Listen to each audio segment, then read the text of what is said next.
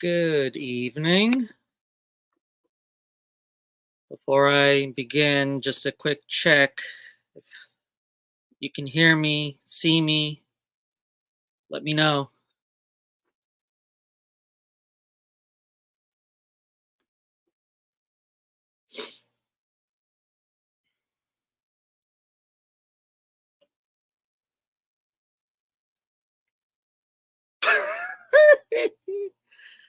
Oh, Scotty. I let it pass because it's you. Alrighty. That's good. Thanks, Scotty. Thanks, Jeff. So, before we begin, just give a few minutes for the notification to go out. Hopefully people will start coming in. If not, then we'll just start. And if you're watching the replay, sorry you missed the live stream, but thanks for watching the replay. And make sure you comment down below what you think of what we discuss. Of the plants that we're gonna hopefully unbox, things like that. Make sure you hit the like button if you haven't already. If you'd like to give me a confidence boost. Okay.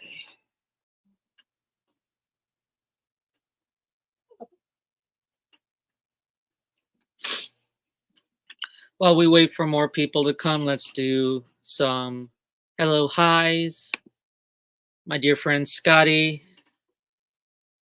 And we've got Jeff. Welcome.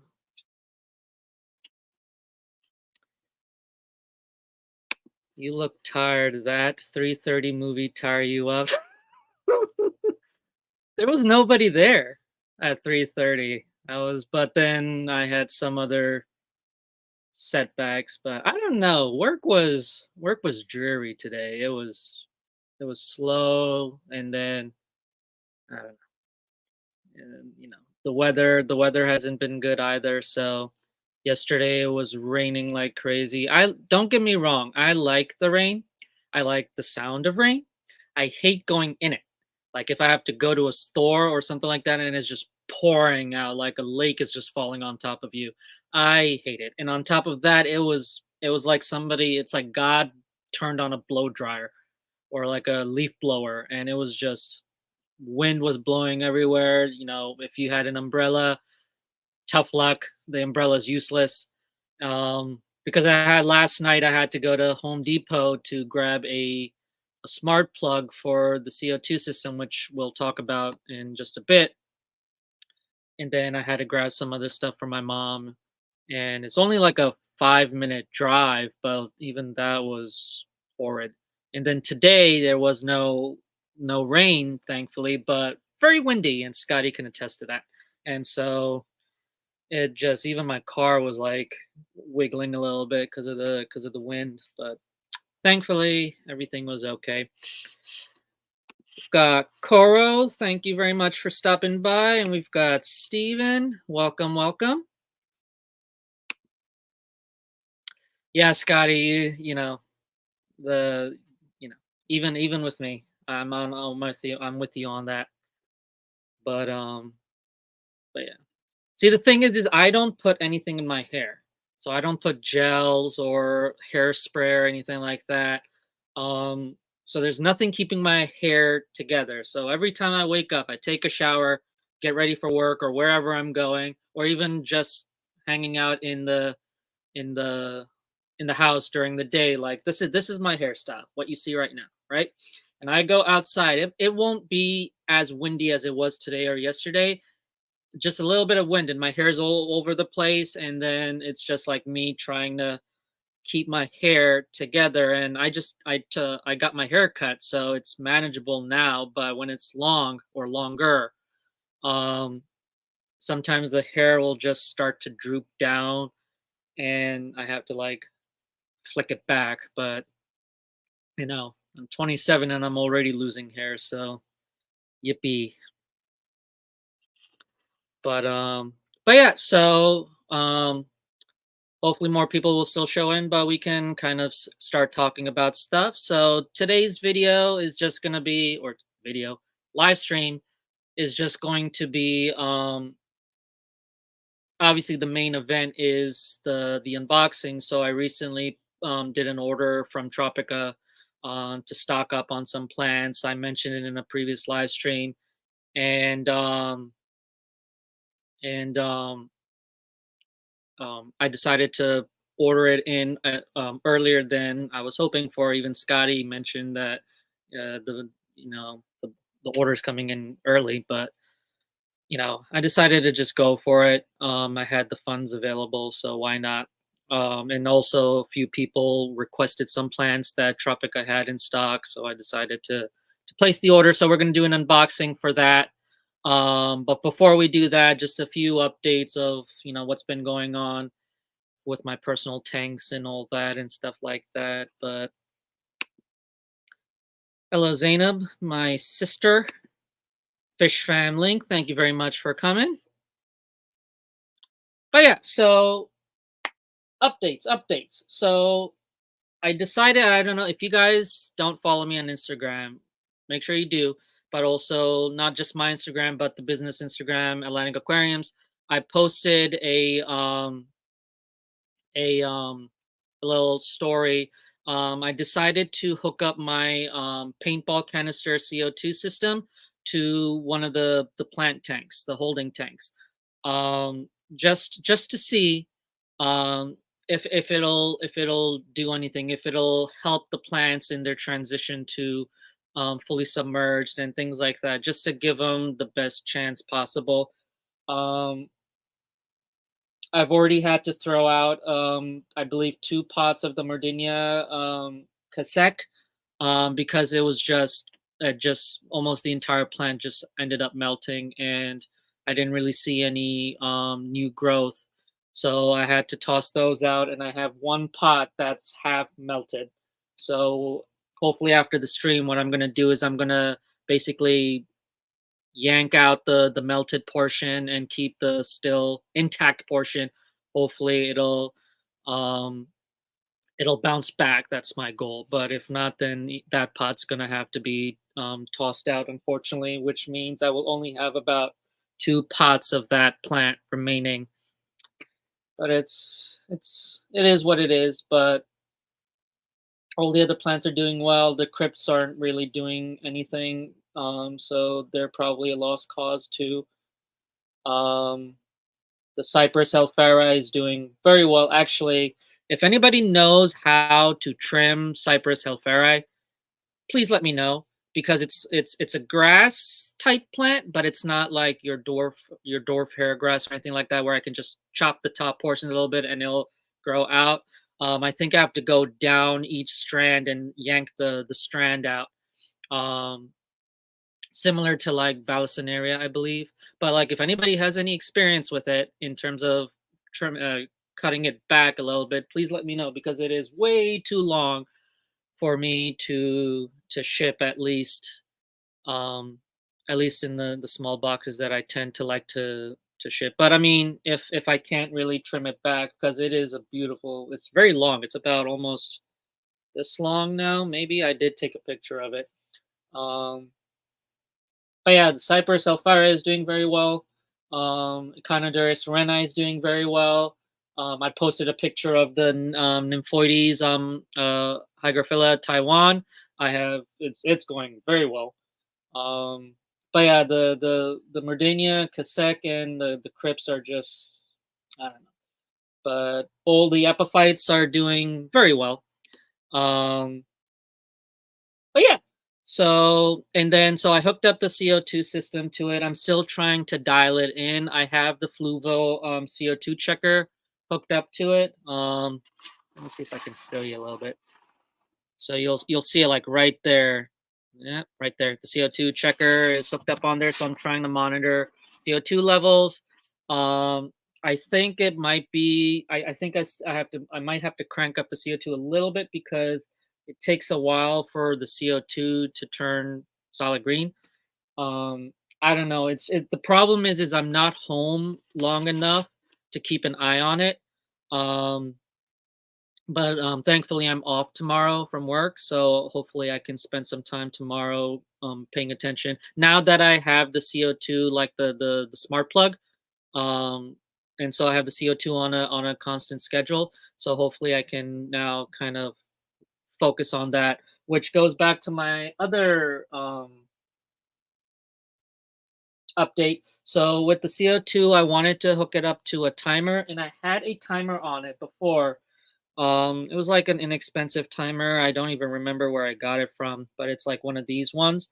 And I never changed the settings on it or anything. I just unplugged it. I put it away when I had it on the shrimp tank, and I just plugged it back in. And for whatever reason, it was not keeping the system on. So like I have it set to where it turns on at 10:30 a.m. It turns off at 5:30 a.m. because it coincides with the lighting schedule. And the CO2 system would turn on at the right time, but then it would turn off earlier. It would like the last time I kept an eye on this timer, it turned the system off around 1:30. So and I reset the timer and tried to set it up again, and I plugged it back in again, and it did the same thing. It wasn't consistent. So I decided I'm just gonna invest in a smart plug, the little plugs that you can plug something like a light into, and you can set a schedule on your phone, and and you're good to go. So I ended up getting one from Home Depot. It was like 9 something, and I got the app on the phone, set the schedule up, and it worked. So that now that that's good to go. Hopefully the CO2 is going to help with the plants. I've already started seeing pearling coming from the Echinoderus renai. So so I know the plants are getting the CO2. It's just making sure they're getting the right amount. So stay tuned for that. Um, my sister's saying she's at one of my aunt's house and she says hi. Zainab, tell her I said hi as well and that I've missed her very much. Steven says, yeah, you have to pull the leaves at the base. That's what I thought, which is very annoying because I have 5 plants, pots of them, and so I have to take them out and go through each strand. I was doing that already to get like some of the leaves that were starting to die out, or turning yellow. I would yank them out, but I would only do that during when I'm doing maintenance on the systems, like when I'm doing water changes. So I'll just if I notice a major like leaves on the plants, I would pull it out and do it that way. Um, which is going to be annoying, but it's whatever. I probably gonna do it for when I do ship them out. I'll try to take as many. I don't want to take a lot of them off because I want to make sure you guys get a nice size plant. But I'll probably just leave it for when somebody does buy it and I have to ship it. Um, Steven says, for shipping long plants, I wrap the full length in damp paper towel and then fold it. I was thinking of that. So I already use paper towels. So what I do actually, let me see if I can grab. Yep. So you're gonna see when I pull the plants out from the shipping box, but when I get plants in from wherever, because I get them from 2 sources, I get them in these little plastic sleeves, if you will, and they come in different sizes depending on the size of the plant. And so what I do is I like to recycle for shipping. So when you get a box from a shipment from me, like an order from me, shipped to you, all the shipping stuff in there, the paper or the peanuts, the stuff that the plants are shipped in, the bags, everything that is recycled. It's stuff that I get in from when I get stuff shipped into me. I save it and use it for my orders. And I do the same thing with the sleeves that the plants come in. So what I do is I will take the plant out of the holding tank. I'll pick the right size of the plant or the sleeve, and I'll put the plant, excuse me, I wrap the plant in damp paper towel, and then I put that in here. And I've learned that it helps keep the plants in place and more secure in a way. Um, and so that's what I do with the plants. if you're purchasing the plants from me like on site, or like if you're doing a local pickup, or if you buy them from me from like the Keystone Clash or Fishapalooza or whatever, I just pack them into this. So I'll take the plant out, put them in this, and put them in the Tropica bags, and that's what you get the plants in. But yeah. So yeah, Stephen, I was thinking of doing that. We'll see. But I just wanted to see what everybody else was thinking of, or had any suggestions. But yeah, okay. So is that it? I believe so. Fish behind me are doing okay. They have not been fed, but I'm hoping I'll do it once the stream is over. I just got I went to my local fish store, and they had frozen baby brine shrimp, and so I decided to get a pack of that to feed the fry, because the Vienna guppies right behind me have been giving out babies, and then the scarlet endlers, I got two fry out from that tank, which are in there.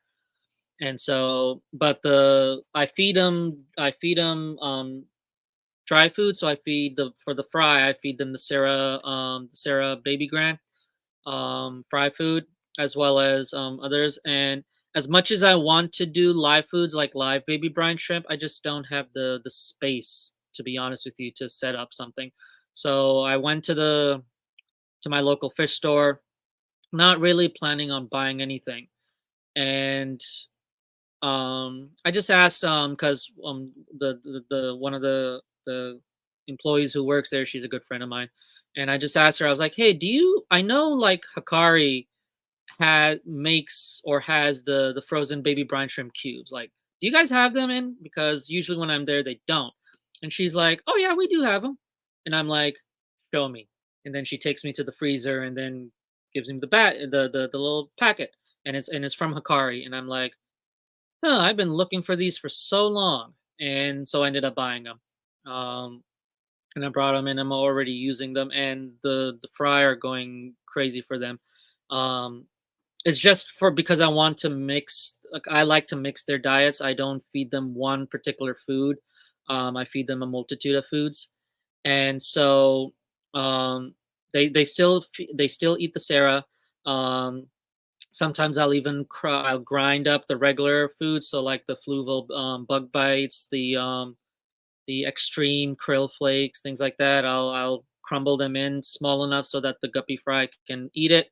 But like I've noticed with the frozen baby brine shrimp, the fry are really getting it, and because I can see the bellies. So I was excited about that. But yeah.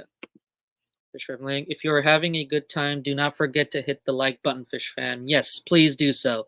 It gives me a confidence boost. Whether or not it does any benefit to the channel, I don't think so, but at least it tells me that you guys are enjoying the live stream. But yeah. Okay, so now to the fun part. Let me grab my little invoice thingy-mabobber, because I do have an idea of the plants that I ordered in, but there was some issues with some of the plants I placed an order for, because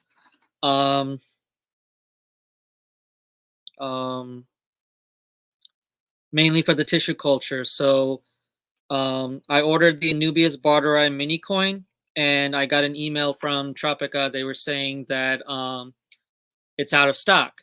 Would you like to substitute it for something else? Would you like to substitute something else for it? And so I decided to substitute it with Taxiphyllum flame, which is your flame moss. And when I got the invoice emailed to me, I looked at the list of plants, and not only did I not get the Anubias Barteri mini coin, I also did not get the Hygrophila lancea araguaia, which is another red plant, Scotty. Um, and they didn't inform me of that. So I don't have that. But it's, what can you do? They did this before when I placed an order for the Bucephalandra needle leaf, and it was available on the stock list, and I didn't get an email from them saying it was out of stock, so I was excited to get them in. And when I got the shipment in, there was no bucephalandra needle leaf. I didn't really notice it until a little bit later, and so I emailed them and didn't really get a reply. So Tropica, if you're watching, what the heck, man? I'm one of your favorite retailers, man. Come on.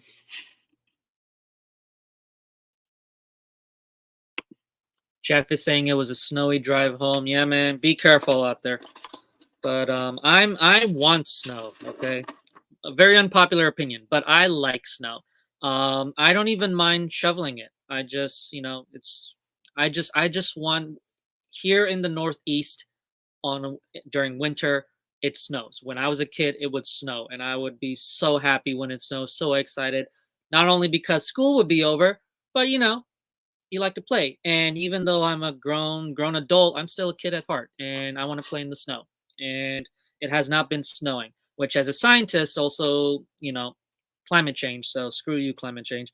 But I have heard that it's probably going to snow later in the month or maybe in February, but I don't know. We'll see. But it is snowing in other places and some places really hard. So if you guys are getting hit hard with snow, just, be careful out there.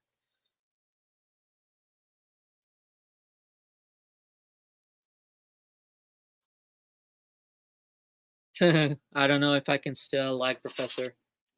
Yeah, well, like I said, it's an unpopular opinion, statement, I should say, but I enjoy snow. I wanted a white winter, and I'm not getting it right now. Sick and tired of rain.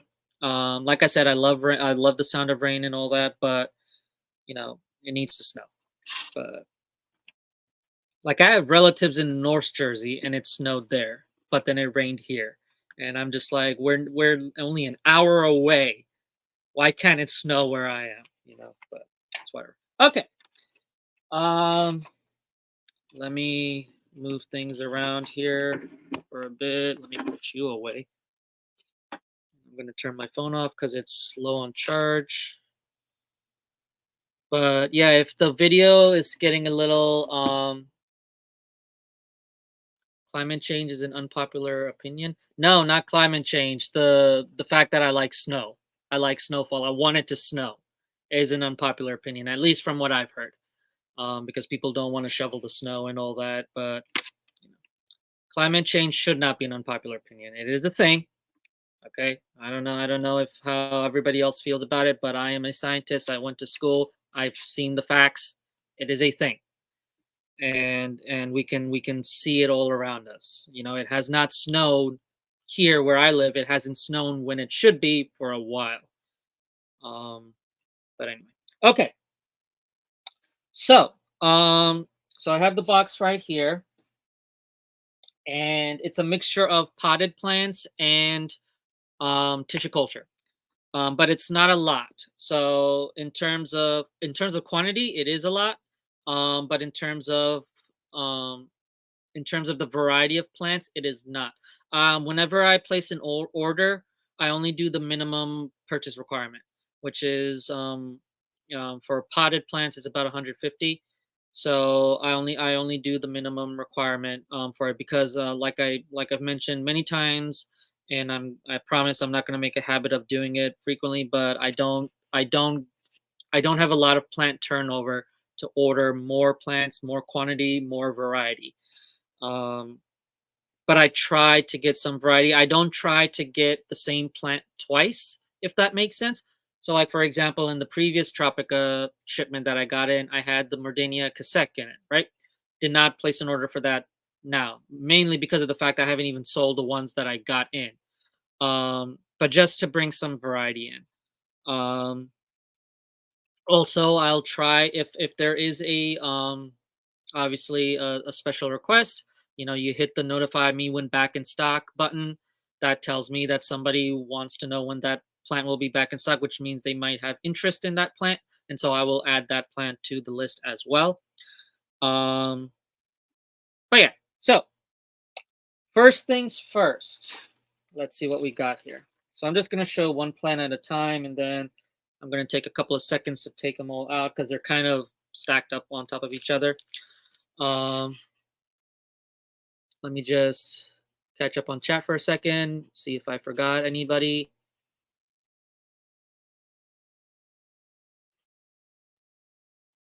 Um, so Scotty's saying, Professor FishTanks, with each plant, can you talk about them? Yeah, I will. I'll even pull up their product page on the website too, so you guys can get a better look of the pictures and things like that. And we'll talk about it. If you guys have any questions about a particular plant, feel free to mention it in the comments, and hopefully I'll get to it. I'm in northern Wisconsin. I was enjoying my first ever snow-free winter. Good for you. Like a requirements, future size, color, propagation. Yeah, sure thing. Steven says, "Oh, I like snow because it's rare here, once every decade." Yeah, yeah. I think in your parts of the woods, Steven, it's. I mean, if you think about it, like even when it snowed, well, it didn't snow in Texas, but they got like ice over there, and it was sad, but it was it was just like as a northerner, just seeing people on an icy road just driving at full speed, and the state not being able to salt the roads on time, because when you live in a state and in a part of the country where it snows, you know how to drive in snow, you know how to prepare for it, things like that. And they barely get snow there or anything, so they weren't prepared for it. So it was very unfortunate, but um me and my family kept up with that news. Okay, so first thing, what do we got here? So we've got Alternanthera renekii pink. So that's what we got here. It is a medium category plant, according to Tropica. It's in their medium category range, which means CO2 is not a requirement, but it is highly recommended. It is a red plant, so if you really want to maintain that redness, medium to high level lighting for medium category plants is highly recommended. Um, it is a mid ground plant. So one of the cool things I like, actually no, I take that back. It is a background plant. So one of the cool things I like about Tropica's packaging, so each plant comes with a little tab right here. So it gives you the scientific name. I don't know if you can see scientific name, the category it's in, easy, medium, or advanced. So this is medium category.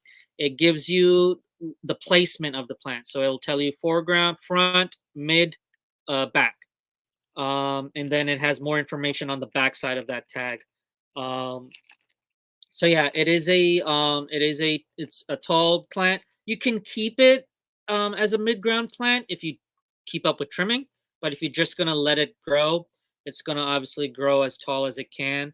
So they recommend, and I do recommend it to be a background plant. So let me see if I can pull up the plant on the website. So let me share the screen real quick. So give me 1 second. Hey Atkins, buddy, how you doing, man? Thanks for stopping by. Clashy in the house. Thank you very much, Clashy, for coming. I think this is the first time Clashy has come to my stream. This is the third stream, man. Come on. Steven says Tropica plants look so good they almost look fake sometimes. Yeah, they do. I will always stand by Tropica. They've got great quality plants, man. I enjoy them really well.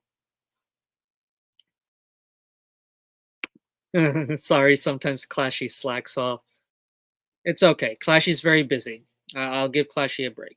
It's not easy running that event. Okay.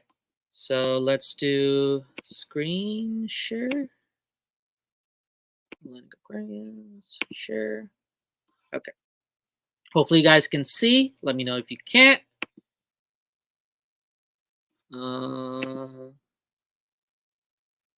Let me change it a little bit. There we go.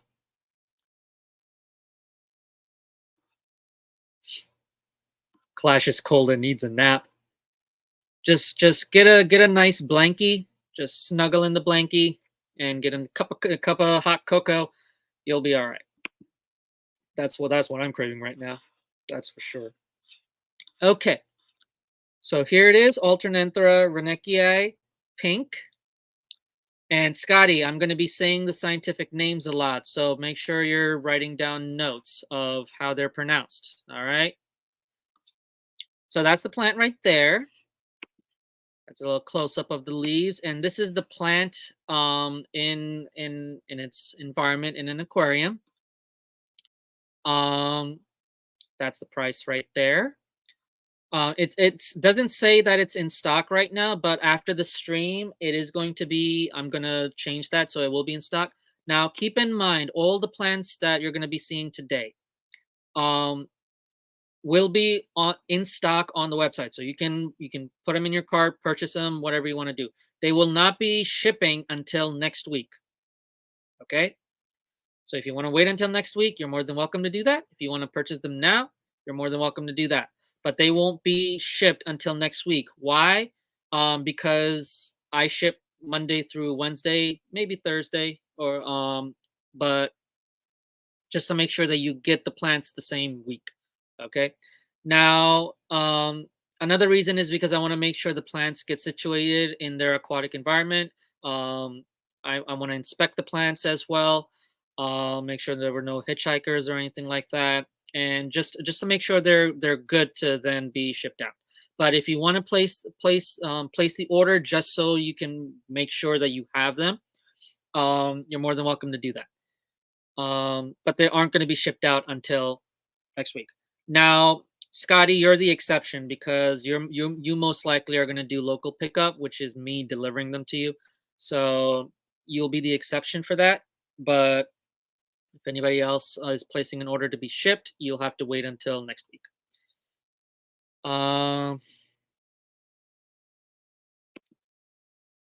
Scotty's so sweet, giving Clashy a blankie.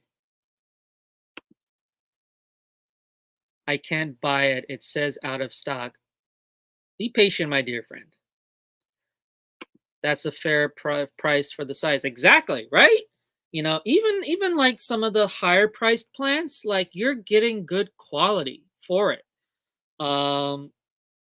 And for whatever reason, like, because the prices have been going up, but like the alternantheras in particular, the potted variety, haven't been going up that well. They're one of the more cheaper species from Tropica, at least from what I have on the website.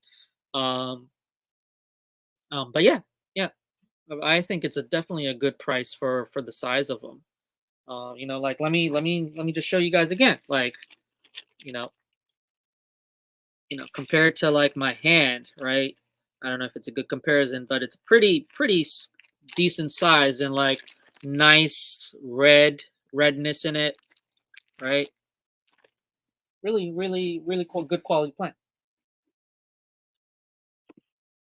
Nope, I have to purchase now before Dee Dee buys them.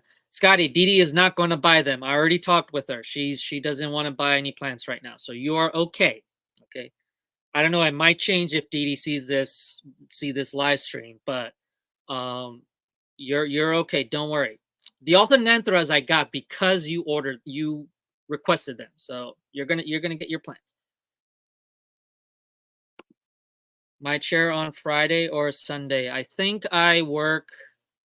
Ooh, I don't work either of those days. My Scotty, my schedule has changed now, so I don't work Fridays. But we'll work on it. Don't worry. Scotty, I think Dee Dee is napping. That's okay. She can nap.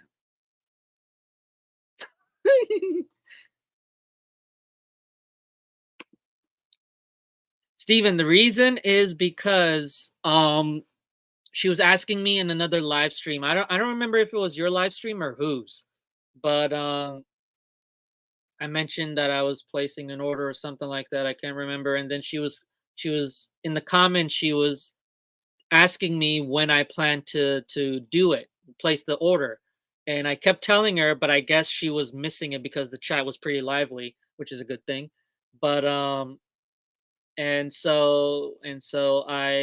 Dee Dee's a good customer of mine. She buys the plants from me on a regular basis. And so, I wanted, and that's just how I am as a business owner. So I reached out to her and I was like, I don't know if you saw my message, but this is the situation right now. And I asked her, I was like, these are the plants I have on my list. If you want to add something to it, let me know and I'll see if I can get it in. And she reached out and she said, I'm good for now, but thank you. So I was like, that's totally fine. Um, Welcome, Jenna P. Thank you very much for coming. Good to see you. Jenna says, can that be the standard for all businesses? Check with Didi first and then sell to the general public. Oh, I wonder what Didi would say if she was here. Uh, okay. So, but yeah, so like I mentioned, it is a medium category plant. Okay. Mid ground to background. So that's its height. I would definitely recommend CO2 and good lighting, and a good substrate as well. Okay. Um, and then that's the height. It says it's in centimeters, and I always try to make sure I also mention inches, but the stems become about 25 to 50 centimeters tall, in case you were wondering how tall they would get. But yeah, okay. What's next? Give me 1 second here. I need to kind of look through all of them because I got two varieties of. Oh, here we go. Found it.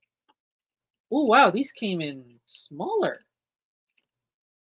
which they usually do come in smaller. That's fine. Okay, next up is. Let me go back here. No, go away. Work with me website. There we go. Next up is Alternanthera Rennekia Rosenervig. I always used to call it Rosenberg. That is not what it is. It's Rosenervig. So yeah. So let me guys show you how this guy came in. So now don't be alarmed by the size of how it came in because this plant is a foreground to midground variety of Alternanthera. All right. So on the tag here, I'm going to try not to get water on my laptop, but on the tag here, it says middle right over there. It is also a medium category plant. Basically, any Alternanthera that you get is going to be very similar care requirements. So good substrate, good lighting, and CO2, and you're going to get the best results for it. Okay. Um,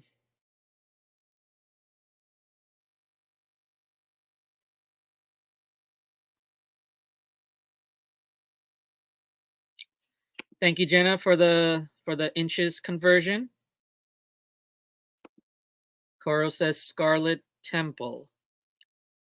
Coro, is that a common name for one of the plants that I just showed? If that is, please let me know so I can update it.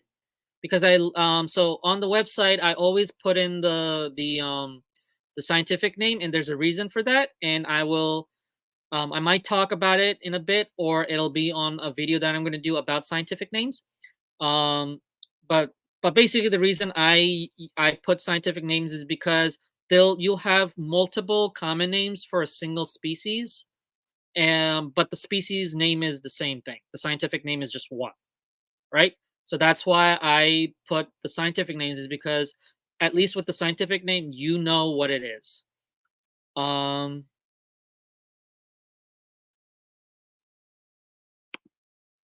So Steven says, as slow as Alternethera grows, I feel like they could all be foreground, midground. Yeah, they can. It also depends on, if you're trimming them. But I mean, I had Alternanthera Rosenervig at the Clash. I had a few pots of it. And it was almost up to the surface of the tank. So and it was maybe like a month or so growth, maybe. I don't know for sure. But um But yeah, so you definitely can use it at least a mid ground. For the pink, for the Rosiner Vig, you can use it as a foreground as well. Um, that is if you can keep on top of it. Coro says yes for the alternate Renecii, isn't it? Question mark. I don't know. I'm asking you. Um, Yeah, there are multiple variants of the species. That's correct. Because remember, both the plants that I just showed you says Alternatha renickii, but there's in commas, there's a variety, a variant, whether it's a cultivar, which most likely it is a cultivar, um, or not. That's how it is in the wild, but it distinguishes between them. So, almost dropped my invoice, which I should also be keeping track of to make sure they gave me everything I requested. But um, okay. Koro has the mini variety. I believe I also ordered the Alternanthera renekii mini. That only is available in the tissue culture from Tropica. Um, So Stephen is giving us some more information. 7 kh water Alternanthera is frustrating for me. Most Rhenechia variants grow okay for me though. I haven't had any issues with Alternanthera yet. Even with the potted variety that I had, the Rosiner Vig, was growing beautifully. And this was even without CO2. I have CO2 now, so I'm pretty excited to see how it does with that. But this was pre CO2, just good lighting. And obviously I did supplement with a little bit of fertilizer, liquid fertilizer, but it did very well for me. But obviously it's a good thing in terms of how you're mentioning about water chemistry. Water chemistry plays a big role with plants, believe it or not just fish. Um, Carl says, when I Google Scarlet Temple plant, it's all different variants of Alternanthera renicia. Okay, so I guess the Alternanthera renekii, just Alternanthera renekii, is Scarlet Temple, but then you have the variants. So you have Alternanthera renekii mini, which is a cultivar of Alternanthera renekii. It's just mini version. But then you have Rosiner Vig, and you have Pink, and I believe there's a few others, but yeah. That is why I use scientific names, not the common names, because there's so many common names, but just one scientific name. So, but I try to put the common name on as well, just so people can kind of understand what it is, because some people might only know it as its common name, not its scientific name. But like I say, we are all aquarium scientists, so we should learn the scientific names, people. Let's go. Come on, we can do it.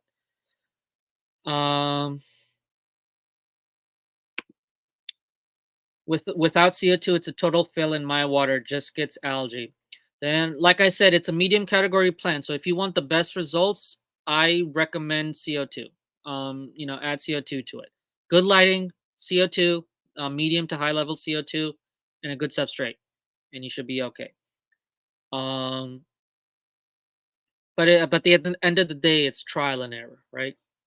Okay, moving on. So that's the two alternanthras, and I think that's the only potted. Yep, that's the only two potted plants that I have. So the next plants that I'm gonna show are all tissue culture. So let me move this out of the way.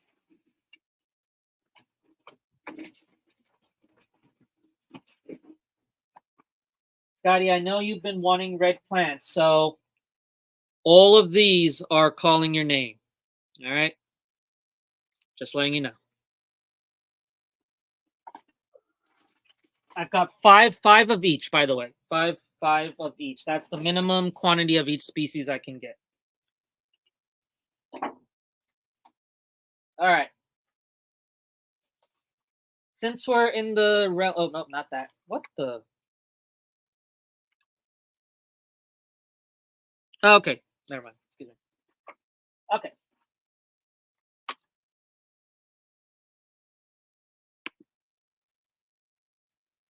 Um, that's what That's what I think. When you hit the notify me when back in stock, it was the two potted alternanthras is what you requested. In terms of how many of each you want, I don't know until you place that order. But I believe, and then you requested the Cryptocoiny Flamingo. That I'm not gonna get until a while, because I have to source that from somewhere else, and I'm not gonna place an order for them until the plants I have currently are starting to sell out. Okay.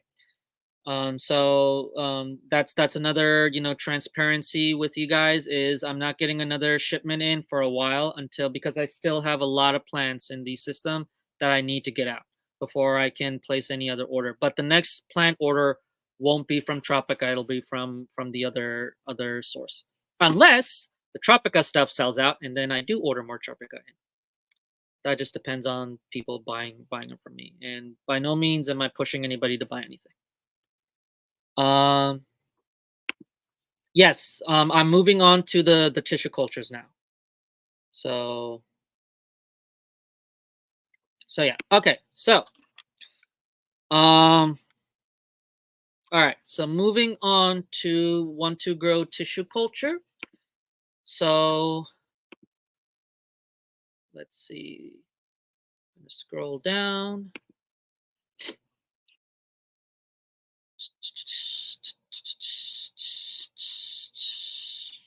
All right, here we go. So next up, we've got Rotala Macrandra, Japan.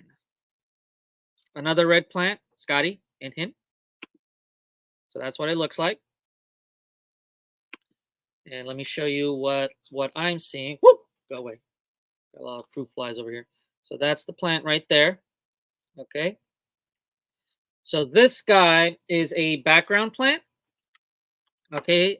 So it gets tall. It is advanced category, which means CO2 is required and highlighting is required and a good nutrient substrate for the best results for this plant. Okay. Um, in each cup of the want to grow tissue culture, you will get about 4 pots worth of plants. Like the potted variety, you get about 4 of those in one cluster of the tissue culture. Now they do come in as baby plants. I mentioned it a while ago. And I think in the first stream maybe that when you get the tissue cultures from Tropica, at least you want to treat or anywhere any tissue cultures, you want to treat them as baby plants. So you want to make sure they're getting good nutrients, they're getting good water quality, they're getting good lighting in that initial phase. Once you start seeing them starting to grow, then you can kind of dial back or do what you need to do to get them more situated. But the first part is very crucial. But because they're in a liquid medium, they're already accustomed to aquatic life, so you're not going to get a lot of melting if when compared to if you were to get a potted plant that was grown immersed instead of submerged. But with the Tropica, I rarely, at least with the plants that I got in this shipment, I rarely have seen any melting with that. So, the quicker you get them out of their containers, out of their pots, and into the right environment, the better it is. Um, so yeah, so Rotala macrandra, Japan. All right. Also, common name giant red Rotala. Its growth, it goes up to about 20 to 30 plus centimeters. Okay. Um, it is you can propagate it. So as it's growing, you will start seeing some roots shooting out from its stems, and then you just snip it from there and replant it, and you will get a nice cluster of them, if you will. You can replant them and propagate them as the alternanthras. You can do the same thing with them. Almost all the plants that I got in today are all easily propagatable. Um, so that's that. All the tissue culture plants are the same price. I think maybe 1 or 2 of the variety are not. Um, but most of them are the same price. So Scotty mentioned, can you take one stem from a tissue culture and put it in immersed bin? I am curious. Um, It's a good experiment, Scotty. You know, probably worth a try. But keep in mind with immersed setups, you got to make sure the humidity is up. They are wet, okay? Because if they start to dry out, they will suffer. So you want to make sure that they're either covered or they're sprayed down very frequently. You want to keep that humidity high. I would try a couple just in case. One stem isn't guaranteed, right? Yeah, I would recommend maybe a couple of sprigs. Because if you just put in one stem, you're just gonna get one stem. But I wouldn't use the entire thing in the immerse setup. I would keep some in a tank just so you have a backup. Uh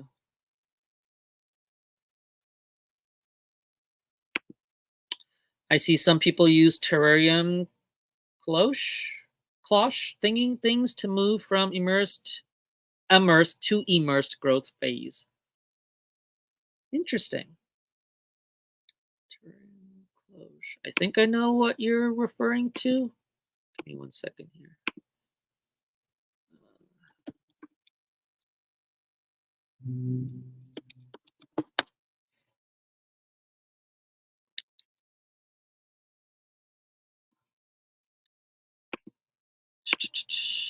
Sorry, guys. Give me a moment here. I just want to take a look at what Koro is referring to. That's why, because I typed it wrong. Go away. No.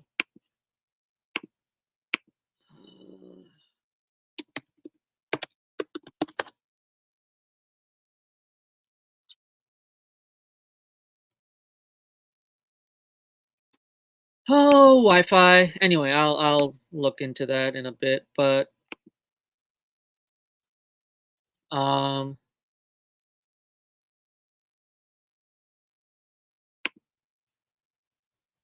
Scotty, weren't you supposed to get soil from me? I felt betrayed when I heard that you already got the soil. That's okay. It's your first setup. You wanna go a little easy with it. Yeah. You don't want to overspray because if you start getting water accumulated in the soil and whatnot, it can go bad. Um So you don't want to, because what a lot of people have done, especially with carpeting plants, right?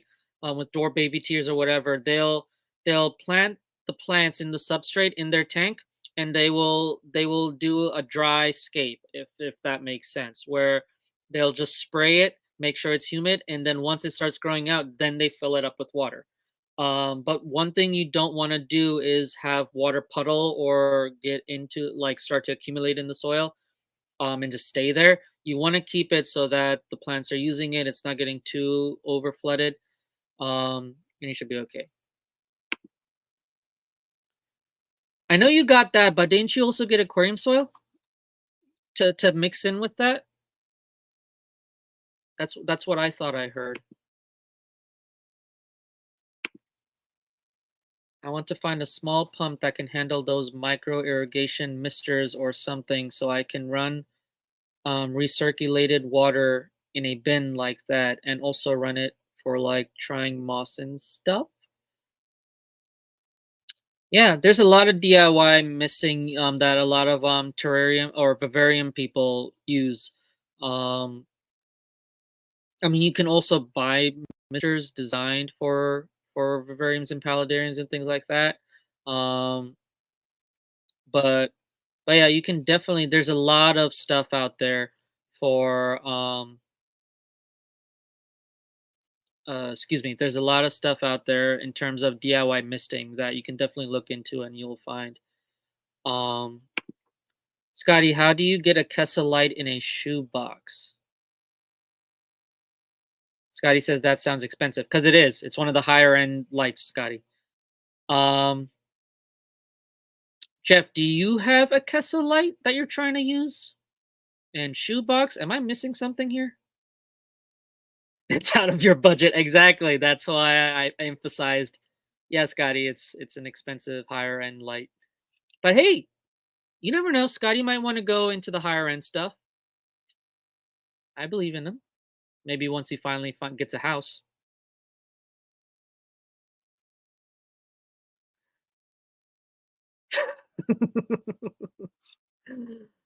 Oh, yeah, everybody just bug Scotty. Okay. Um. Oh, here we go. Terrarium. Oh, is that how it was pronounced? How did you spell that thingy? Oh, cloche. Cloche.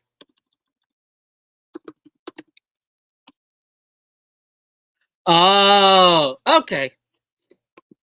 Yeah, that'll keep the humidity down. Sorry, I had a very dumb moment there.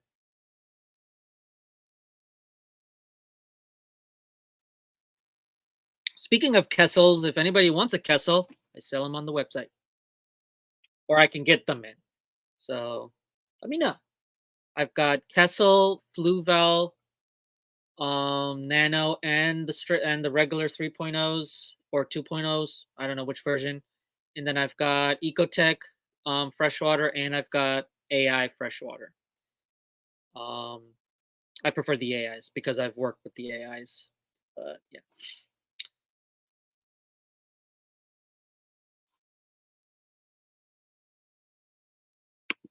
Jeff Kane asks the important questions. I think he should be made a moderator.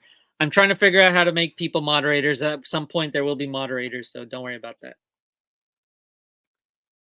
Because my channel is family friendly, and I also do not like profanity. So I need people I can trust to keep that stuff down, and no negativity, no profanity on my chat. But yeah. I'm buying a cheaper 70-watt light for my mangrove. Mangrove? Woo! If you saw my last live stream, you know how I feel about mangroves. Um, in the home aquaria. Stephen P is definitely a far more professional moderator than I.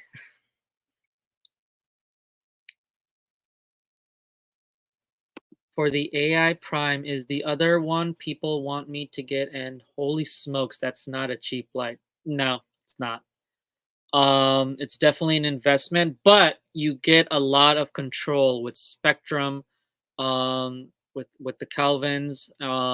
You can make your own schedule however you want. Um, it's definitely, if you're ready to splurge on a light, it's a good light. Um, but yeah, it's not cheap. The AI Prime is a light that I am planning to get for my saltwater, my 20-gallon water box cube saltwater. I'm gonna, when I get the light for that, it's gonna be the AI, most likely the Prime. Uh, Hello, Big Steve's Glassbox Creations. Welcome. I second Jeff as a mod. I don't know that Steven can be trusted. If Jenna says Steven cannot be trusted, I mean, unless Steven wants to pitch in, give his case in the matter. Applications are open. You know, I won't make people moderators today, but once I kind of figure out how to do it, for the next live stream, definitely you'll start seeing some moderators. Coro says, "Not me. I'm a profane and negative jerk." Mm, I don't know. Maybe I can change it if we hang out long enough. I have that drive to kind of change people in a good way. You know, but at the end of the day, it's just a matter of being kind to everybody. Okay, that's what's most important. Stephen P, it's not polite to type on Jenny P's account.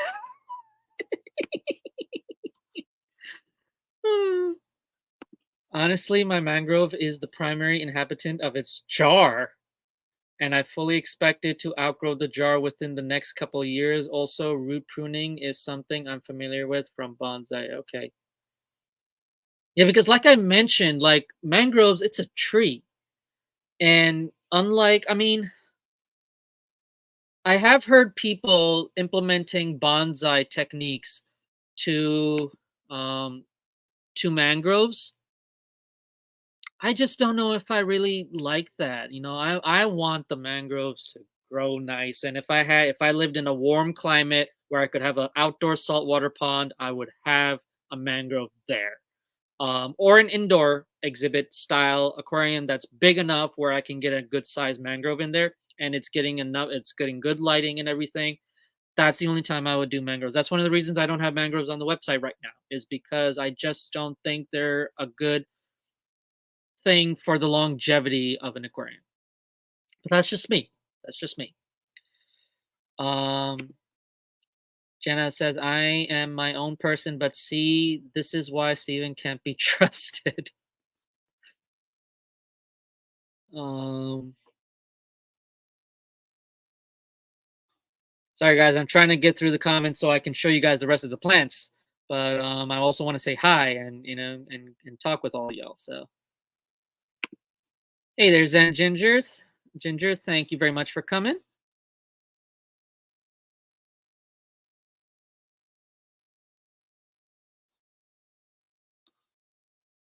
Um, Jeff agrees with me. I'm happy. I don't even remember. I don't even know what you're agreeing with me, but cool. That's the capacity of my memory right now. Okay, so Rotala Macrandra, Japan. All right, a cool red plant, but it is advanced category. So do with that what you can. Okay, this plant, from my understanding, the next plant I'm going to show you, from my understanding, is new to the 1-2 Grow line from Tropica. Because I just saw it on their stock list, and I didn't have it on the website, and so I was like, oh, let me get that plant, see how you guys like it. So let me see if I can find it. Um, where did I move it to? Where are you? Where are you? Where are you? Nope, not there. Too high up. Uh, is it?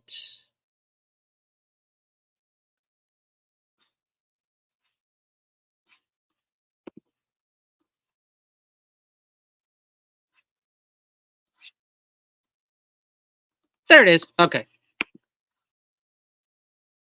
Let it load up for a bit. All right. So this plant is Ranunculus inundatus. Excuse me. It is a foreground kind of a carpeting plant. Um, but if you look at its picture in the tank, I just thought it looked wacky and like a really cool textured leaves on this plant. So which I've never really worked with, if I'm going to be honest with you. So that's why I wanted to get. You can kind of tell. I don't know if you can see my cursor here, but it is sending out runners. So very similar to other carpeting plants, it will send out runners, which you can then kind of cut and prune and plant in other places. Its common name is river buttercup. It is an Australia species, grows about 5 to 10 centimeters or 2 to 4 inches tall. This plant is a medium category, which means CO2 is recommended, good lighting, medium to high level lighting to keep it compact, to make sure it stays low. That's a thing about a lot of compact plants, to keep them compact, because if you're not giving them good lighting, what are they going to do? They're going to try and grow taller so they can get to that lighting. So you want to make sure you're giving them good lighting right off the bat so they stay low. Um, but yeah, it's an interesting plan. Like I'm interested to see if any of you have kept this plan, because I have not. But obviously it's been in the hobby. People know about it, but I believe it's new to the Tropica 1-2 Grow range. So if you like the Tropica 1-2 Grow range and you like this plant, there you go.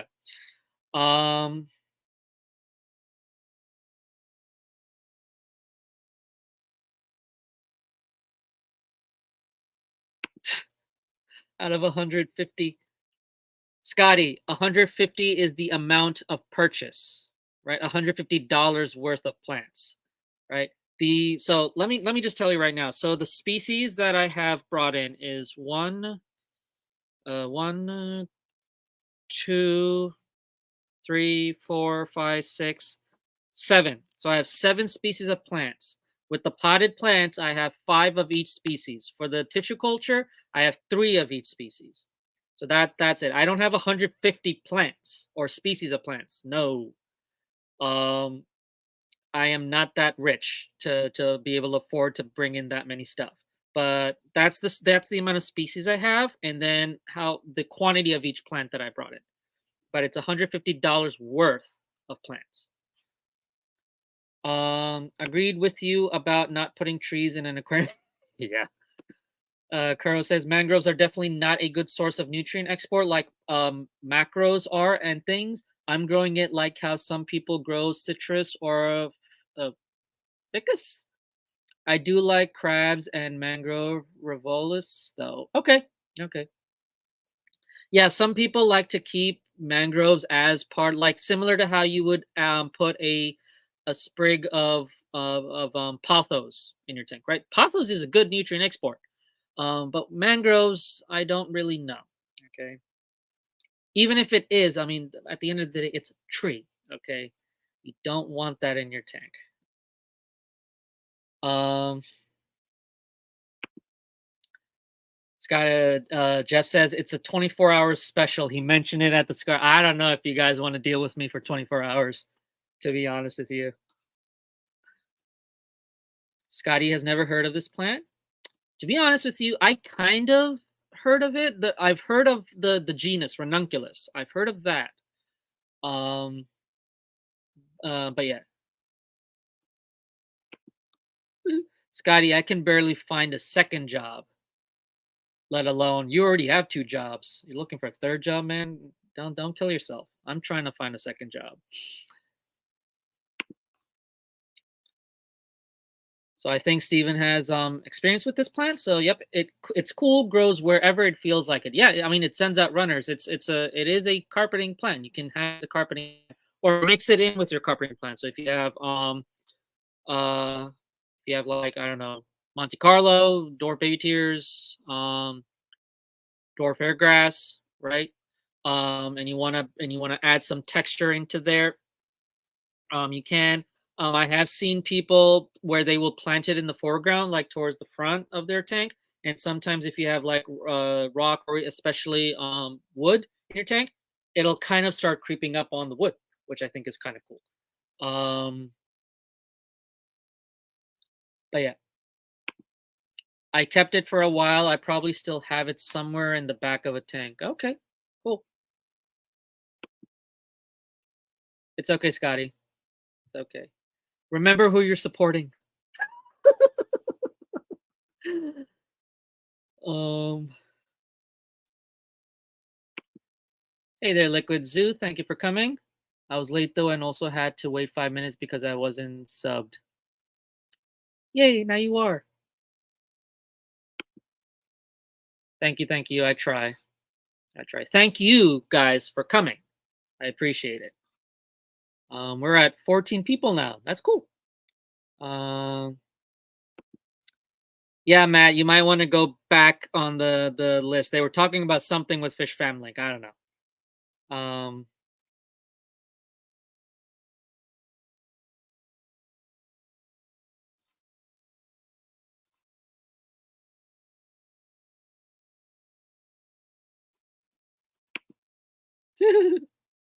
Yeah, he'll probably work himself to death before that happens. But I'm rooting for you, buddy. Still waiting for my invitation. So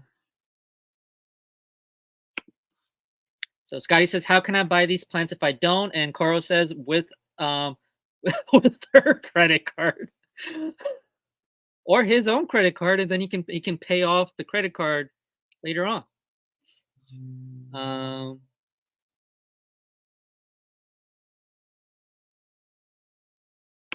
so if you guys have any issues with Fish Fam Link, email.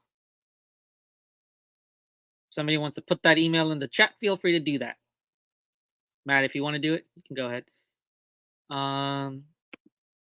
Other option is the Fish Fam Link channel on Discord. Okay. Okay. So moving on. So ranunculus, So I'll probably show you guys that. Actually, you got a good variety in there. Like, look at that. Like that's a bunch of portions right there. And you just dot them in your aquascape, and it'll grow and carpet out and send out runners and whatever.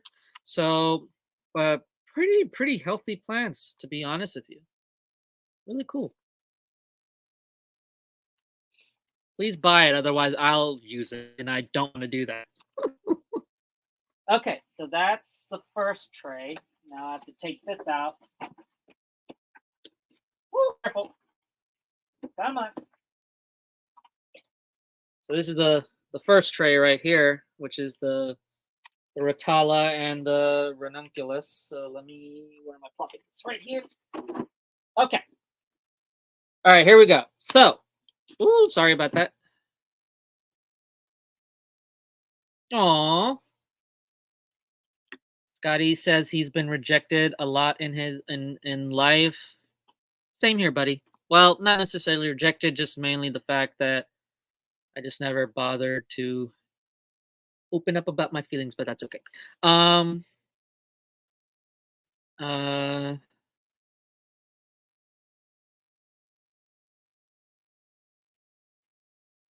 okay. Everybody's talking about dating advice and all that. That's okay. All right. So the next plant is going to be another Alternanthera species. I've already mentioned it. It's the Alternanthera renekii mini. This is a cultivar of Alternanthera renekii. One of my favorite plants. I actually kept this plant when I had the high tech shrimp system, the Dennerley shrimp tank, which is now, which used to be there, and this was the centerpiece plant. A very beautiful plant. I really enjoyed it when I had it. Um, it is a foreground plant. Okay, so it's a great to add pop of color. You're definitely going to get color with this plant, and it stays relatively low. Um, and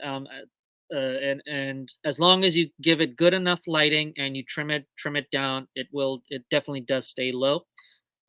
So this is the cup. That's what you get. You can even see the liquid kind of popping up. So, but you're getting nice, healthy plants in there. And but yeah, it is a medium category plant. So CO2 is recommended. I when I kept this plant, I had it in CO2. Did perfectly fine. Good nutrient substrate, and you definitely want high lighting, medium to high lighting for this one to keep its compact growth and to keep that redness in the plant. Okay. If it's not turning red and it goes yellowy color, then it is being deficient of something. That's where a lot of the iron deficiencies and things like that come into play. I think I mentioned it in Steven's live stream when we were talking about when he was talking about the myths and things like that about iron making plants red. No, not necessarily. That's lighting. To be fair, I used to think that too, and I would tell people that. But then after doing studies and research and doing my own thing, not the case. Um, that's a lot of those macronutrients and things like that you want to add in when plants are being deficient of stuff. And a lot of those nutrients you're going to get in your fertilizers. So like with me, I use the Tropica fertilizers. One of them has nitrogen and things like that for heavy planted tanks, but not enough livestock. And then there's another uh, right here. So this is the specialized nutrition. It's the green one. This is for heavily planted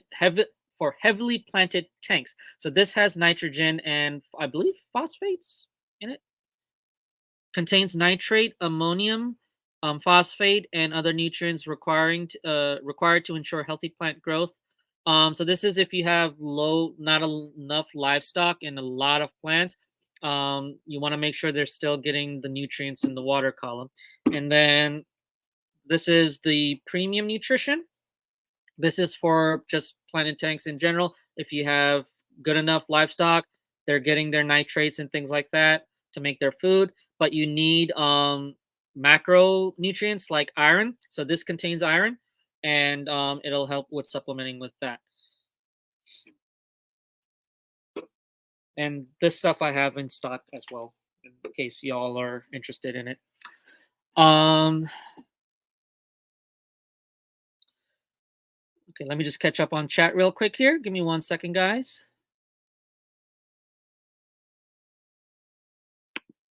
Oh, only mods can put links or emails in chat. Okay. I'm new to live streaming, so I'm learning. Can't post full email links unless you have wrench. I don't believe. Okay. Okay, that's fine. Um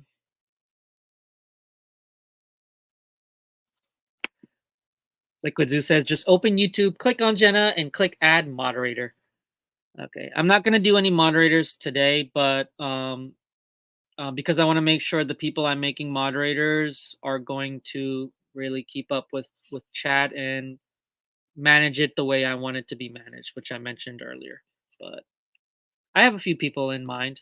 I also want to make sure that the people I make moderators are those that have been coming to my live streams or supporting the channel, things like that. Um,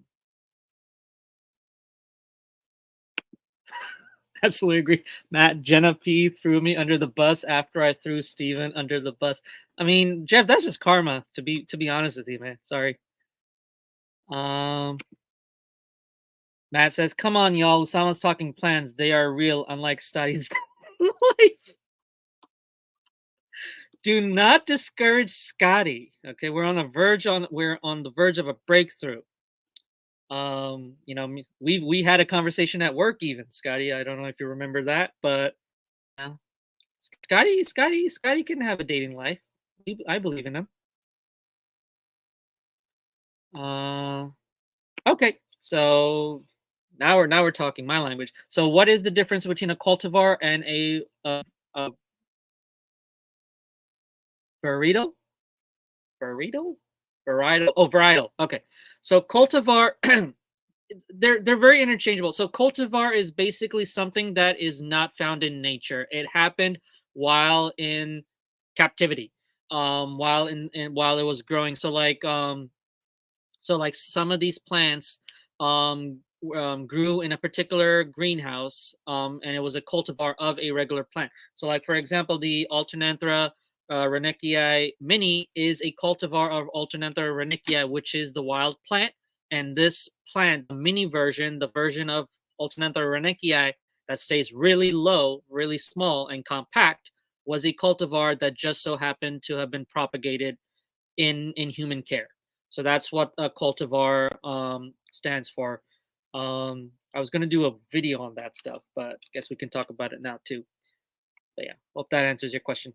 So three alternantheras and a new green plant. Scotty, what's the name of that green plant? I mentioned the scientific name. So what's that green plant? I don't know what you're talking about.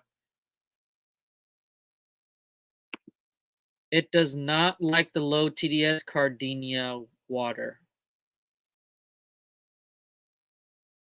Which one are you talking about? Alternanthera? I'm catching up on chat a little bit, so we might have been talking about a different plant here. Or KH, low KH. So Jeff says, Stephen P, can Usama be your co-host on Wet Your Plants next week? I mean, if he wants, there's no pressure. I enjoy just lurking and chatting in the chat, But if he wants me to hop on, I'm more than happy to. I don't think I'm worthy, to be honest, but yet, at least. I'm pretty sure he could talk as much as Kelly. I like Kelly. She speaks my language of science. Jenna, Jeff, and Zen are great mods. Okay. So Steven, that's not a bad idea. Jeff, Usama, are you free Monday, 5 p.m. Eastern? I will get back to you on that, Steven, but I believe so, yes. If I am, I don't know if I have your contact, but I do have Jenna's contact, so I'll email Jenna. But I should be. So if you want me on, I'd be honored to. Thank you.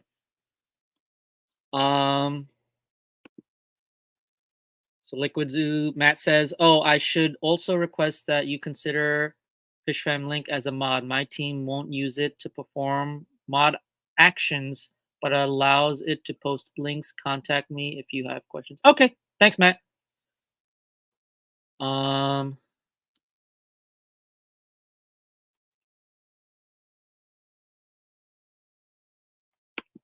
Scotty, don't know if you saw that.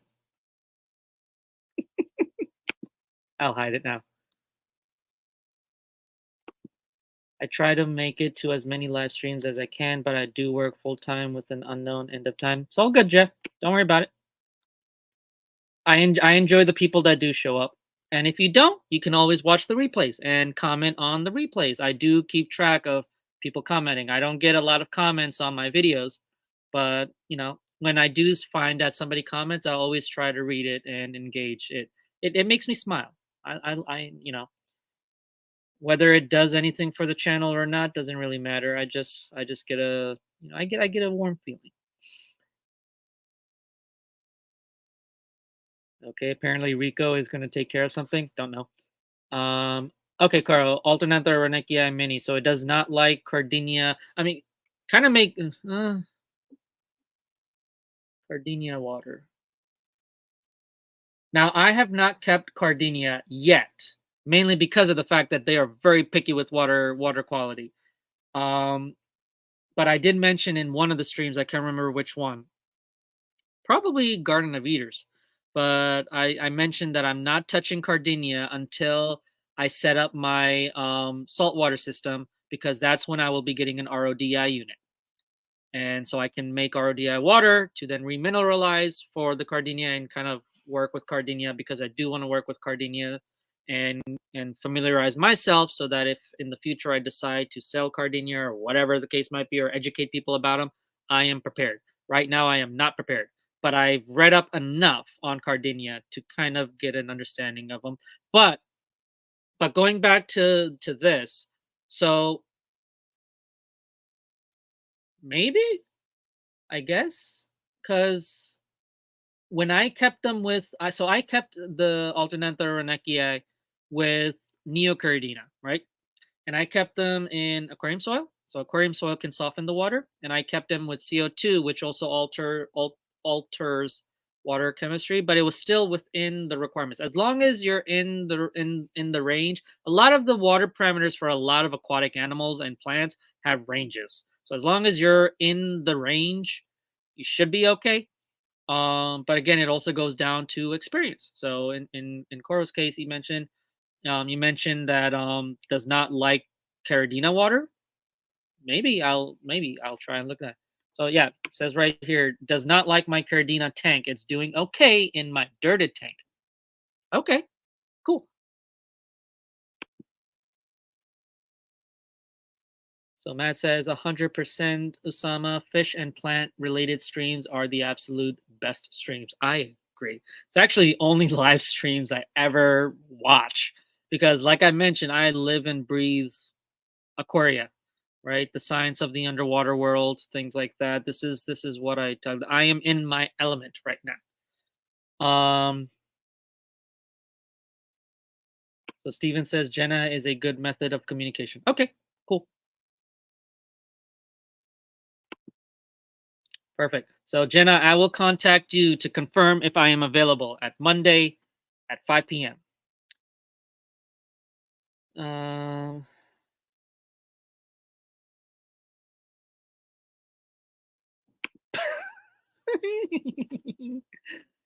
you are like the third most popular mod on all of YouTube, Jeff. Stop slacking. Hey man, Jeff's trying to make a living. Cut him some slack. Okay, think I have caught up. Okay. Okay.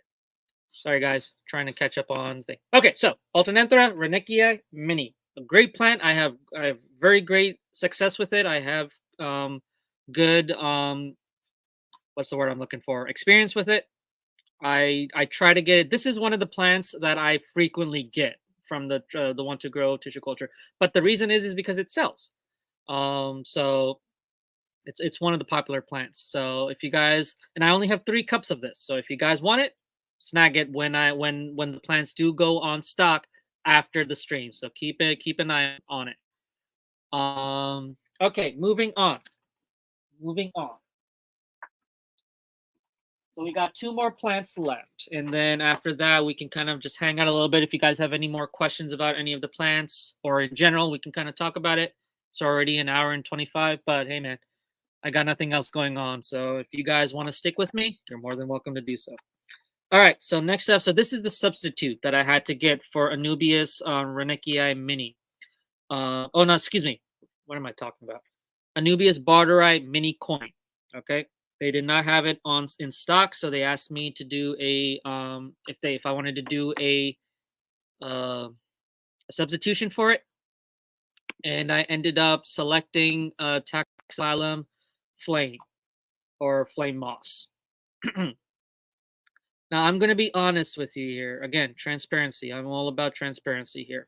In terms of a selling standpoint, I have not done well with mosses. I don't know why I keep ordering mosses in, but a part of me is always saying that there is somebody out there that will want the moss from you. So I'll try to keep at least one of the species of mosses in stock if I can, but I just struggle with them, and it's okay. It's whatever, but I don't know, for whatever reason I get moss in. So I decided to go with Taxiphyllum Flame. Um, that's what it looks like in the tank. Bu- bu- bu- bu- bu- bu- bu- bu- Let's see here. Common name: flame moss. Asian flame moss got its name from its form of growth. Tight, vertical, and softly undulated shoots give the impression of a deep green campfire. 5 to 15 centimeters in height. The special shape makes flame moss very suitable for horizontal surfaces, and it only spreads slowly um, horizontally. This plant is a medium category plant, which means CO2 is recommended, good lighting. Okay. It is a moss, which means you're attaching it to your hardscape, rock, wood, whatever the case might be. And my method of attaching moss is, believe it or not crazy glue. It's actually cotton thread is what I prefer. Um,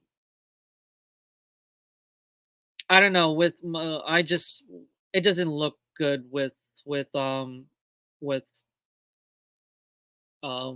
with gel crazy glue. But if you use gel based acrylite glue, by all means do that. I just use or you can use fishing wire, whatever works best for you. Um, Jeff likes flame moss. Um, I like hooker moss more though. Huh, hooker moss. Never heard of that.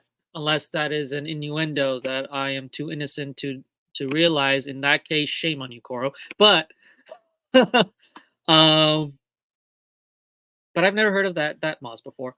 Scotty says, "Does it grow like Java moss?" Well, Scotty, you're seeing the picture right now. Um, it's vertical. It grows vertically. Java moss grows both ways. It's just a clump of moss, right? You've grown Java moss, you know it. But flame moss is more vertically, so it amplifies as moss. Java moss is not a medium category plant. It's more on the easier side um, than flame moss. Keep in mind with any species of moss, it accumulates detritus like crazy. So when you're doing water changes or whatever, if you have moss in your aquarium, give it a bit of a wave or a little brush to get all that detritus out, um, and you should be good.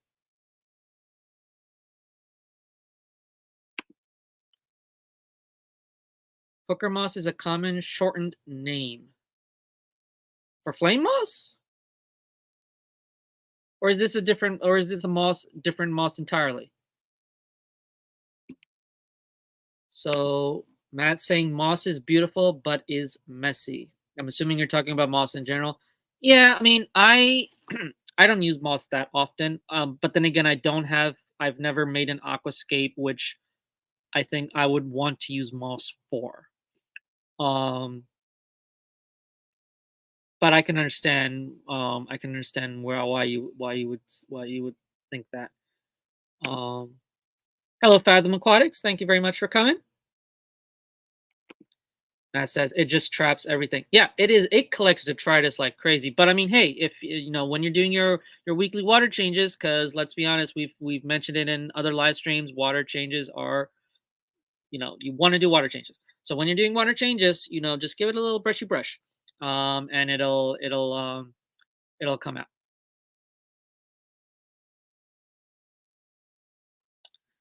Um, so Zen says I use the flow from the Python when I'm refilling to sort of leaf blow the mulm and detritus off the top of my mosses. But that's when you're refilling it. You want to do it when you're siphoning water out.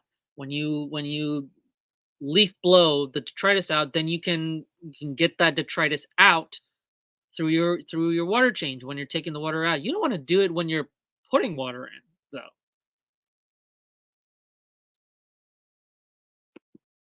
Oh, sorry. I'm not an aquascaper. I like making more fish. That's fine. I do the same thing. I'm everything. I'm an aquascaper. I'm a fish breeder. I'm an aquarium scientist. I'm a coral propagator. I do everything. At least I try to.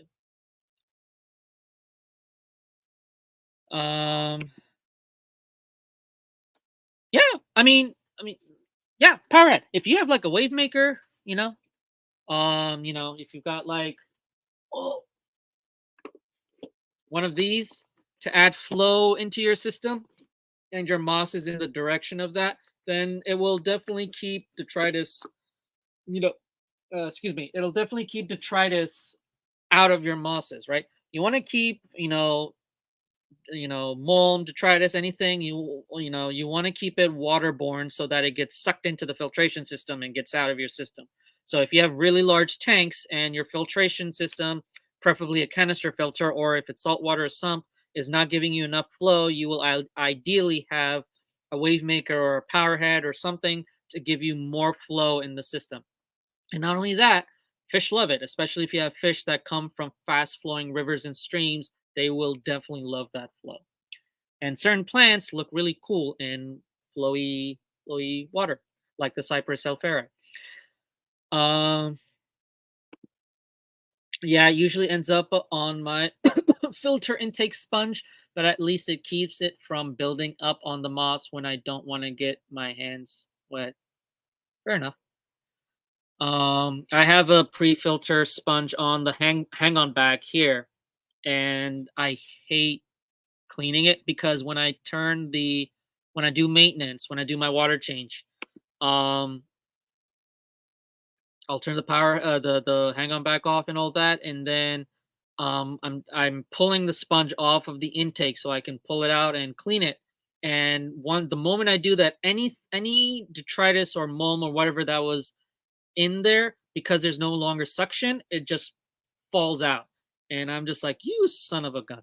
But then obviously I'm doing that before I siphon water out. So when I do start siphoning water out, I get that stuff in. Right now it's very hard for me to siphon properly because there's a lot of fry in this tank. And so it's mainly just me trying to get as much mulm and detritus out, but mostly it's just me getting water out and putting new water in there. And then obviously, if the detritus starts to float around the aquarium after I fill it up with water, the filter will just take it in. Hey, there's Scotty with a Y. Thank you very very much for coming. Okay, so that is flame moss, Taxophyllum species flame. Um, yeah, medium category. It's a moss. You know, don't really know what else to say about it, to be honest. Um, okay, and then we've got one more plant here. Now this is also a new plant that I believe is in the that I believe just came into the 1-2 grow um Want to Grow range. I don't know if you guys have had experience with this plant. And that is this one. It is breathe some Monosolanum tenerum. Okay.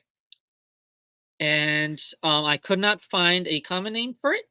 But this is the Asian Monocelum terenum. It is an attractive liverwort. Okay, so it's not a moss, but it's moss-like. But it is a liverwort, 2 to 5 centimeters high, which looks most like a giant riccia or riccia. That simply stays at the bottom where it forms cushions. The plant is mistakenly known as paella or paella, if it's Spanish, but that's what it is in the cup. That's what it looks like. I thought it looked. I have never heard of this plant before. And I saw it on the stock list, and I'm like, let me look it up. And I looked it up on Tropica's website, and I saw this, and I was like, that's a really cool plant, and that I'd never heard of. And I think it was new to the Want to Grow tissue culture range, but like they Tropica didn't announce it, and I was very upset. I was like, you gotta tell your retailers that you're getting new stuff in. Um, but Scotty, vegetables are good for you. Don't stop whining. Don't give me that. So yeah, it's a liverwort. In terms of its care guide, so this is a easy category plant. So you don't need CO2, you don't need very high lighting. But if you do add the two, you'll get good quality. You'll get a good experience with them. So it is a liverwort, so you basically can attach it to hardscape, or just plop it on the ground. Doesn't necessarily have roots. You separate it into portions and attach to hardscape, or I need to update that. Place in small clumps among other plants such as Eleucharis. Easy to maintain plant. It is brittle. It is a brittle plant, and pieces break off easily. Once monocotyledonum has established itself, it is very undemanding. Okay, so that's one thing you want to keep an eye out for. It is that it is a um, brittle plant. Coro says, oh, excuse me.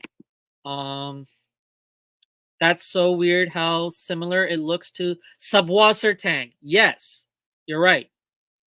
But it's not related to Subwassertang. No wonder they thought Subwassertang was a liverwort for so long. Yeah, yeah. That's what it looks very familiar with. But I mean, Subwassertang is also very hard to come by. And Tropica does not have Subwassertang in their category. But yeah. So that's it. Right? Yes. So that is it. So that's all the plants I got in. I wish I could get more in, but don't have the funds for it. So let me stop sharing so you guys can see this pretty face. But yeah. So my question to you guys, now that you've seen the selection, is like, what do you guys think of the selection, right? I tried to get like, I've got 2 plants in that I'm seeing for the first time in Tropica, and then some of the other plants I've gotten from since I've been carrying Tropica, just haven't carried it recently. So I try to get as much variety as possible, but obviously, in terms of species, I can't get that many in, because I have to look at how much room I have, how much funds I have, and also, in a way, I'm basically gambling on will it sell. But you know, but yeah. So I'll get that. I'll get these plants um, in their tanks. Should I do that now or wait a little bit? I don't want them to dry out. So,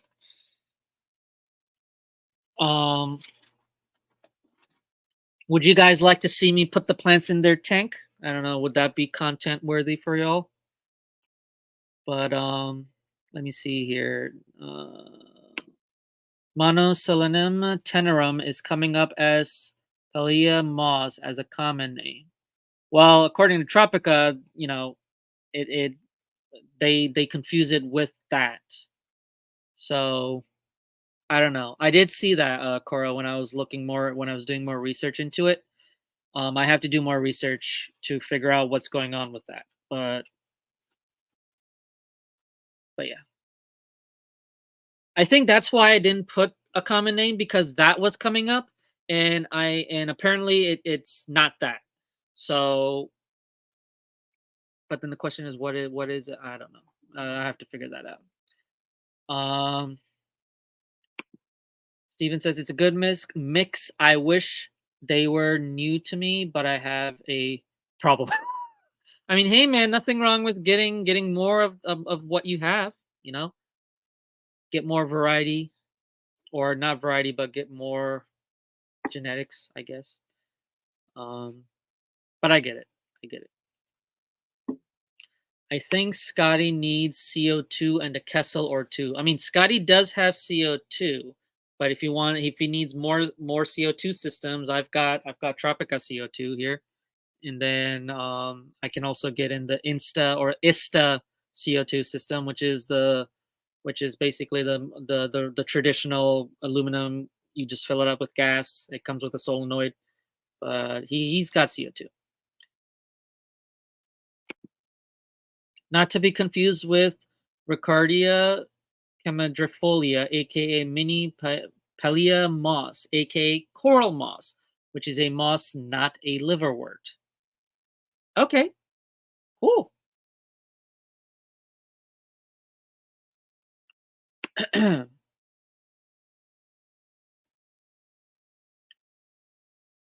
But yeah,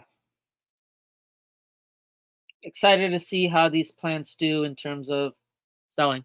My goal is within 2 weeks, what I have here goes away, and I don't have to deal with them, and then I can order more stuff in.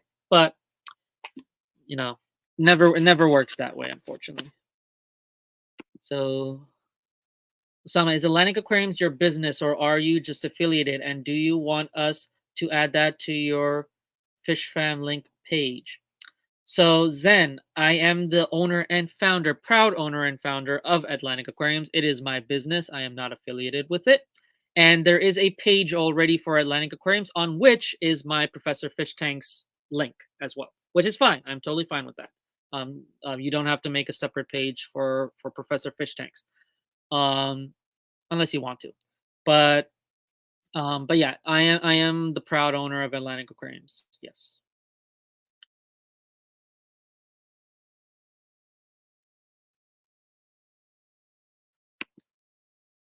So I mentioned that the first live stream I did or the second live stream I did. So technically, yes, Atlantic Aquariums does have a YouTube channel.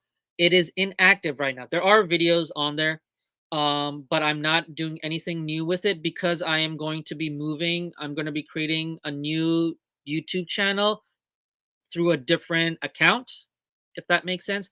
And this account basically, I link all of my social medias and everything to that.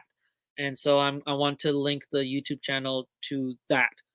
Um, and so right now I'm not really doing anything with the YouTube channel. Most of Atlantic Aquarium's activity is on Instagram, Facebook, and if you're on the mailing list.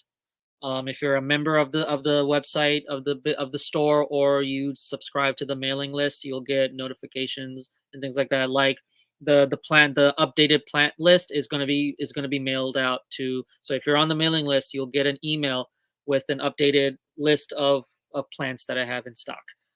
Um,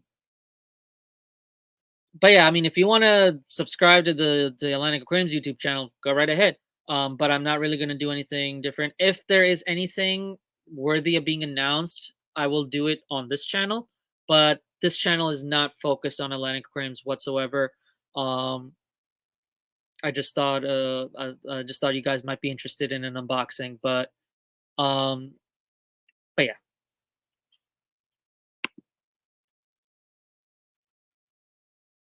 Oh, I do have a separate page? I did not know that. Okay. Um, cool. Let us know when you have the Atlantic Aquarium's official channel set up and we'll make sure to sub for you. Thanks. Appreciate it.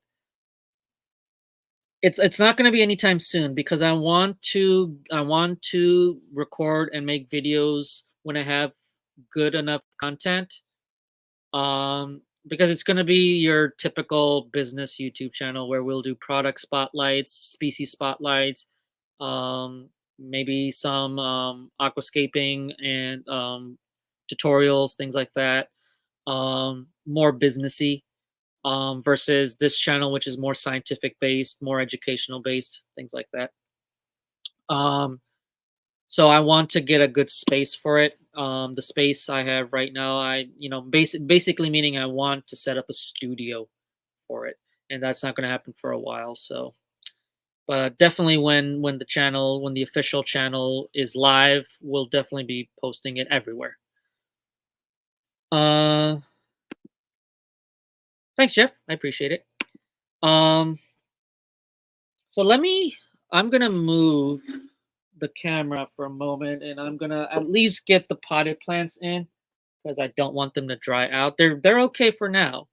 Um, but Coro says staging is key. That's for sure. Yeah, I want my videos on that channel to be professional. Not like what you're seeing right now. This is not professional.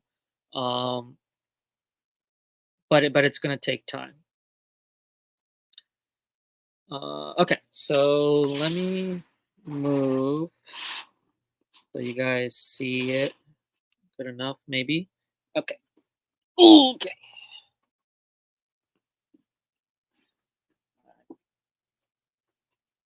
So I'm gonna be careful with this lid because it has a tendency to fall in. Let me know if you guys can hear me still, because I'm a bit far away from my laptop. And I don't have a professional mic, so oh! Okay. Let me know if you guys can hear me okay. This is pretty professional. Thanks, Steven. I try. I try to present myself as professional. Okay, so I have plants so I have plant racks. They're acrylic racks from Tropica. They're designed so that the pots can stay in perfectly fine. You can't even see me. Okay. So they're designed to display the plants properly. They are expensive as hell, which is why I just got two, and they fit very well in the size tank here. Oh, it's great. Cool. Um, but it works out for me. It's great for when I bring them to the clash. For the first time I brought it to this past clash, and they did very well. And I have another tray down here with all the epiphytes in there. But the only way I can get more of these plants is if I get more funds, which I don't have right now. So, but basically, anyway, so this tray is kind of full. What I want to do is move the plants I have in the back there. So in the back, I have all of the Echinoderus renai, the renai sword. So they're not that big, so I'm going to move them forward. I'm going to move the lily type plants forward as well, and pink is going to go all the way back because it's the biggest, followed by alternate or the Echinoderus renai, and I think the Rosenervig I'm going to put in the front because it's the smallest. That makes sense. I think it should be okay. All right, so grab my towel here. Let me just catch up with chat.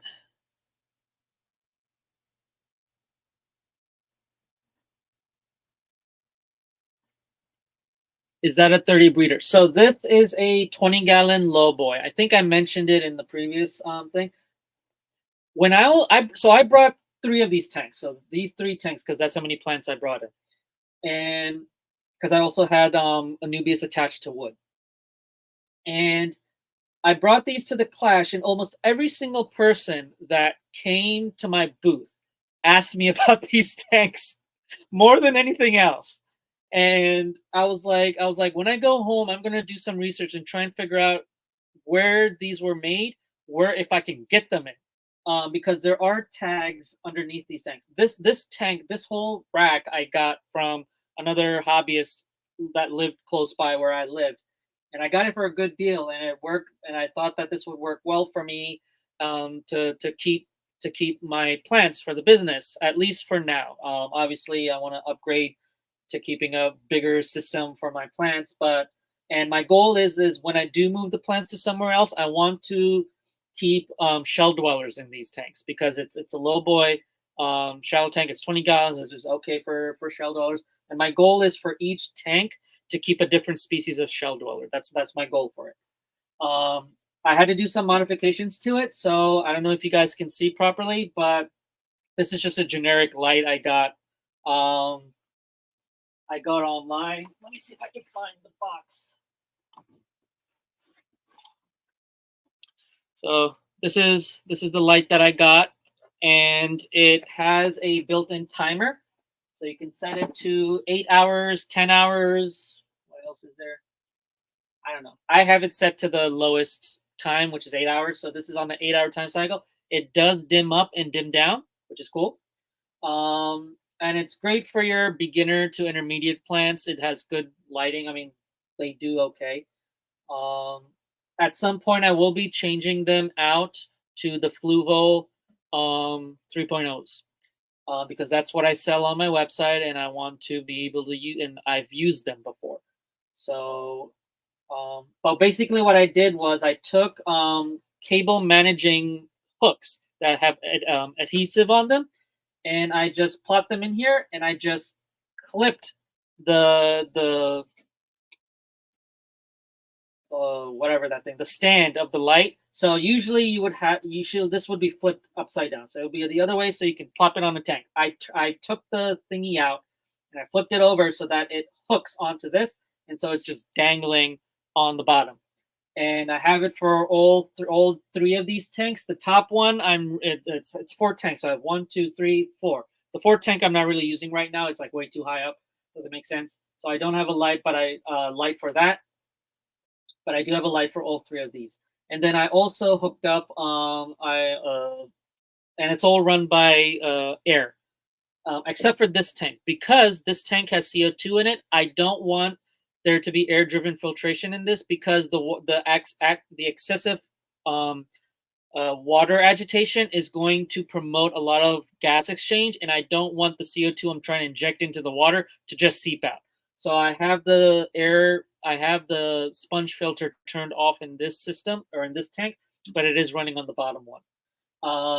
And it's run by a very large, not very large, but it's run by a air pump that I actually saw at the Clash, and I took a picture of the logo, the brand, and I tried to Google it, see if I can find it, and I did find it. And I'm not going to tell you what it is because it's going to be part of a video I'm going to do on aquarium technology, specifically air pumps. So the science and technology of air pumps, how they operate, the different types, how they work, figuring out head pressure, air pressure, things like that.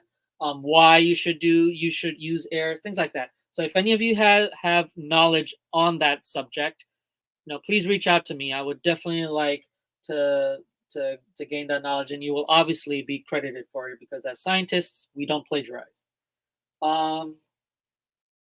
But yeah, it's a really cool tank. It fits perfectly where it is right now. It is a pain in the tuchus to move. My goal was to actually bring the rack as a whole to the Clash, but to just bring this, I need the entire car or the van, and it's just me. I'm the only employee in this business, so I'm the only one bringing all the stuff to the events, taking it down, bringing it back. This past Clash, my mother was kind enough to come with me, but to minimize on driving, because for me to get to the Clash, it's about an hour drive, and I don't I as much as I would love to book a room, the rooms are too expensive, even at the discounted price for me. It's okay. So I drive back and forth. and so it just logistically it just wouldn't make sense for me to bring the entire rack. So I just decided to bring the 3 tanks, and they just so happened to fit the table that was there. But yeah, every single person asked me about these tanks. There was a label underneath one of the tanks, and I did some research on it. It's made by All Glass Aquariums Incorporated. It's no longer in business, and I believe they sold all their stuff to Aqueon because there was a link there. I assumed to their website. When I clicked on it, it took me to the Aqueon page. So I'm assuming that they just sold their stuff to Aqueon, and Aqueon just doesn't make these tanks. Um, but it's a cool tank. I really like them, and I'm gonna be keeping them for as long as I can with them, and hopefully keep some shell dwellers in them. But yeah, let me catch up on chat because I've been mumbling on. Scotty says, "Sorry, we are looking at the tanks and plants, not you. So don't." That's fine. That's fine. Yeah, this face gets old after a while. It's not a pretty face. Co-ops, co-ops custom tanks for their store and warehouse seem pretty cool for displaying to see Simur.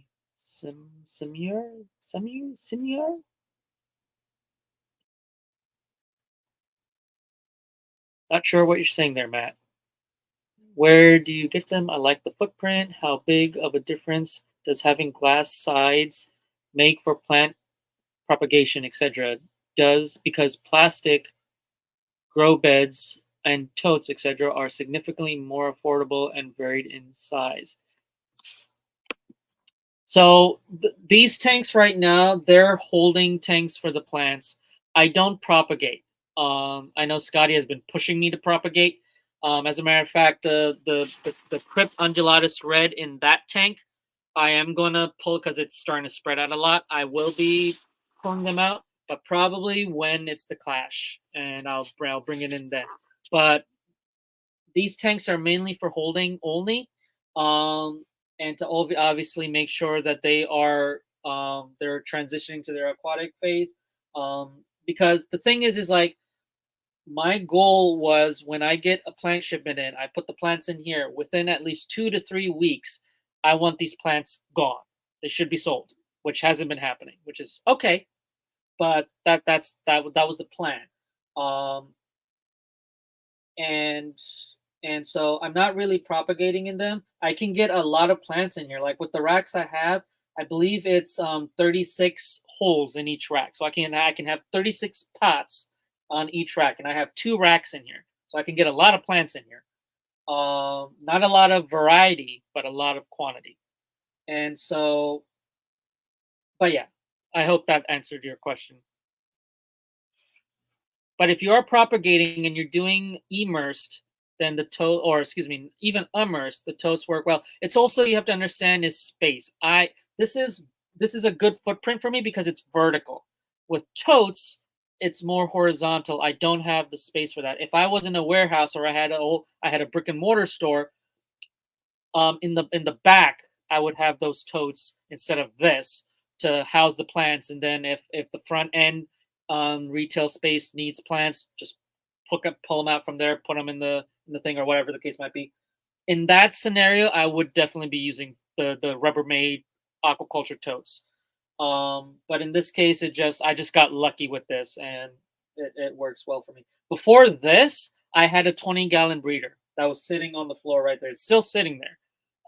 But that is what held the pots in, and so I wasn't getting a lot of potted plants in. With this system, I can get a lot more plants in. But yeah. So Steven says totes would be a pain for racks. Could never see what you have in the higher up tanks at a glance. Yeah, they would just be on the floor. I wouldn't have them in a rack system. For racks, you definitely want glass tanks or acrylic.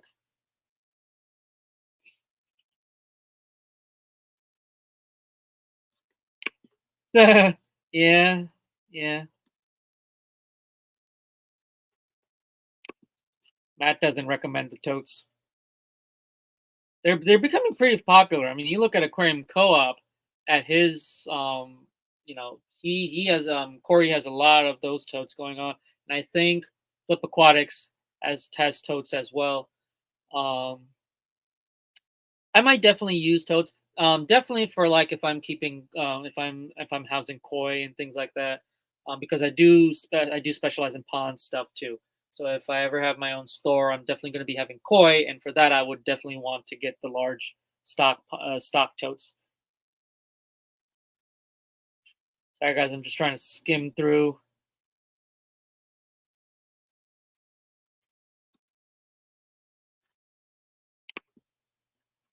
Yeah, I mean it's definitely, it just depends on your footprint, the space you're working with, your budget, obviously.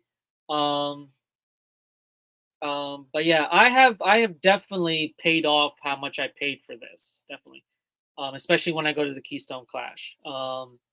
That's actually the most I sell, to be honest with you. But I've definitely paid off the rack. It wasn't that expensive, but definitely, if that type of system works for you, go for it. I've definitely seen it.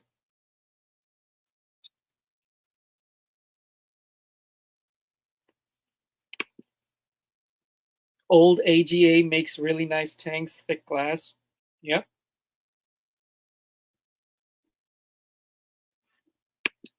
So Scotty's like, yeah, they went out of business. He probably checked them out. Aquion keeps threatening to drop the 15-gallon also. Aqui, yeah. I mean, Aquion tanks haven't been really doing well. If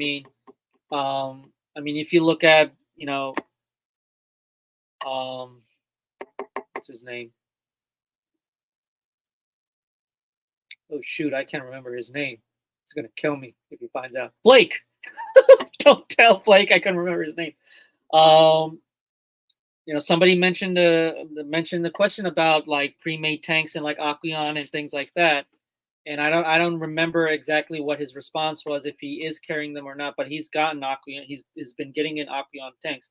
I mean, they have good variety. They're just expensive. The profit margins on those tanks is not really good compared to, if you look at the price of those tanks at Petco or PetSmart versus if you go to your local aquarium store. Not a lot. There's a big difference in between the two. And then you've got the dollar per gallon sale with Petco, which we in the industry have no idea how they're getting away with that. Um, but yeah, but we love the dollar per gallon sale. Let's be honest. As hobbyists, we love it. But as a business owner, an aquarium business owner, it kills us. Uh, Jenna P says the vendor room will be locked at night at the Clash, as it should be, and it's very comforting. I'm gonna be honest with you. I've had stuff stolen from my booth. I've never mentioned it. Even to Scotty, I don't think I've mentioned it to Scotty. I've had things stolen from my booth. Believe it or not, the Tropica 50th anniversary book, I've had people take it, maybe assuming that it's free. It's not free. You have to pay for it. But yeah, I've had things, not plants. I haven't had plants stolen, but I've had dry goods stolen from my booth. Um, because it's just me. And so if I'm talking to somebody or if I'm judging the aquascaping competition, I have to leave, right? And I don't have a cover for my booth like some other people do. And it's funny because this past clash I was okay because for that one day my mother was there. Um and I felt bad for my mom because people kept coming to my booth and asking her questions, and my mom was like, I don't know. My son is somewhere. Um and And so I remember when I first initially set up my booth for the Clash, my mother told me to take a picture picture of everything so that the next day I can compare the two to make sure nobody stole anything. But yeah, I've had things stolen from my booth at the Clash, unfortunately. And it was sad and disheartening, but like it's whatever it is. It's a 9.99 book, but yeah. But it's a good thing that the vendor room does close or gets locked.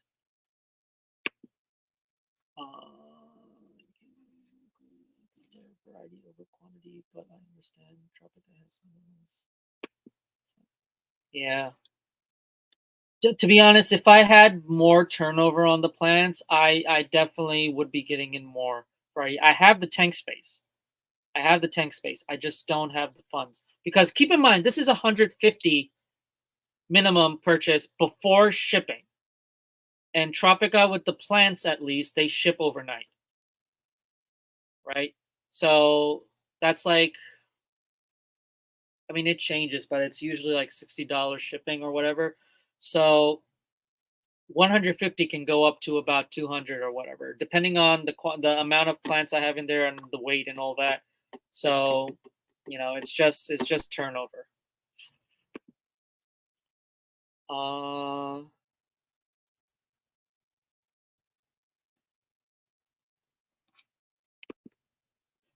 so Scotty, my business, Atlantic Aquariums, is not a brick and I don't have a brick and mortar store. Um, it's all online. I do local pickup, but as I mentioned before, I might be discontinuing it. Except for Scotty. but but it's online only. But but basically, just for general knowledge, I am based in South Jersey in the Burlington County area. In case if anybody was wondering if they qualify for local pickup. But yeah, I do not have a brick and mortar store. The goal was actually to just stay online. I had no plans of doing a brick and mortar store, but just moving into like a warehouse or whatever. Um, but I kind of want to open up a brick and mortar store. I want my customers and my supporters to come to the store so I can talk with them and they can look at what they want to buy and things like that. The online store would still be active, but the type of products on the website versus the brick and mortar store would change. Um, but I am in no means financially able to start a brick and mortar store right now. It's going to be a long while before I can do that. So right now I'm just online only.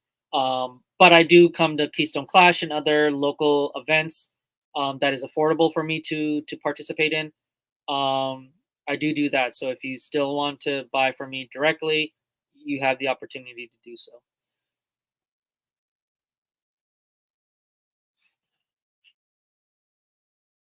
Okay, we're talking about the Aqueon, 15 gallons.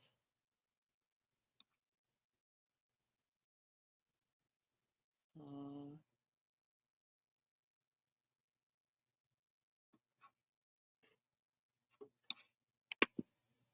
yeah, yeah, it's very heart wrenching. My views on stuff like that, like I grew up with a family business of convenience stores. We still have it. My dad still works at a convenience stores, multiple of them, and we obviously get things stolen all the time. And the thing is like if you can't buy something, right, and you're honest about it, you know, like we're willing to help you out or cut you some slack or whatever. I can't really do much with like Tropica stuff with things like that. But I'm using like, for example, somebody stole a candy bar from my dad's store, right? It's not a lot, right? A candy bar isn't a lot, but the thing is like you're stealing it, you're hiding it, right? If you want a candy bar, you can't afford it, and you're honest about it, my dad has no issues just giving it to you. That's the type of guy he is, right? Um, and so it's very heart wrenching when somebody just picks something up, hidden from you, and just takes it away. Like, just be honest with me. Hey, man, I can't. Can you bring it down a little bit the price or whatever? This is how much I got or whatever. Willing to work with you. But don't be sneaky about it. Don't do that because it's not a good look. It's not a good look. I don't tolerate stealing at all. If you're being like sneaky or hiding about it, got issues, talk. Maybe we can work something out. They take a loss on the tanks just to make money on everything else for the tank. That's true. That's very true, Scotty with a Y. Um, I have an Aqueon tank. I have the kit. You can get the Aqueon kits or the regular tanks, the just the glass tank, right? I don't make a lot of profit by selling that, right? But as a store owner, somebody comes in, they're like, I like that size tank, like the 40 breeder or whatever, and I want to set it up. Okay, cool. You're gonna need a filter for it. I recommend anything over 40 gallons, 35, 40 gallons, you want a canister filter for it. Hang on packs just don't do very well. Um, you want a canister filter with it. I recommend the Oase Biomassers. I love those canisters. I've never had any issues with them. They're easy to clean. I love them, and they have the integrated heater with them, right? So I would be like, okay, you want this? Would you like a stand for it? Do you have a stand for the tank already? You don't? Well, I've got some stands here for you. Um, you need substrate, whether it's sand, gravel, whatever. I got that. All that. So Scotty, you are absolutely correct. We might get a loss from selling the tank, but we're making up for it by selling stuff for the tank. Livestock, plants, coral, rock, wood, whatever you have it. So yeah, I agree with that.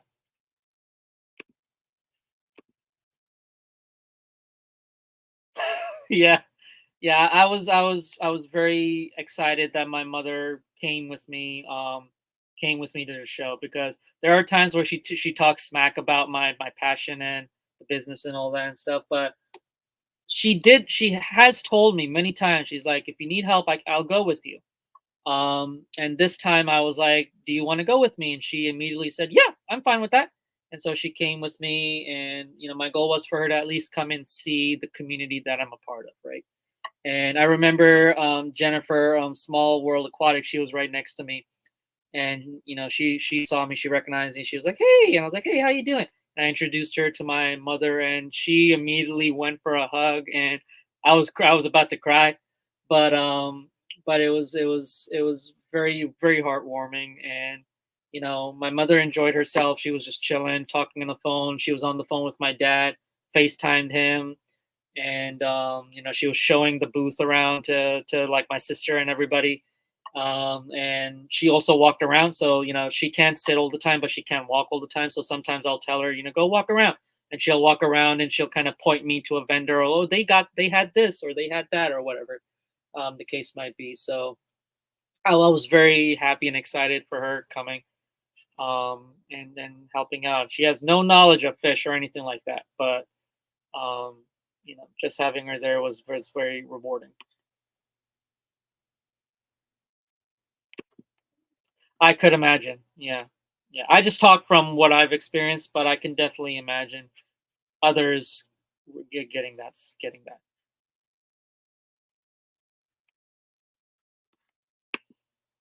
Hello, Kalish. Thank you for coming. Sorry, guys, I'm behind on chat. I think I've caught up, but thank you very much for coming. If I've missed any new people coming in, I'm very sorry about that. But thank you very much for coming in. For those of you who've been staying since the beginning, I appreciate that. Thank you very much. We're having a good conversation, I hope. But yeah. Okay, enough about these tanks. So now we gotta move some plants around here. Okay. Okay.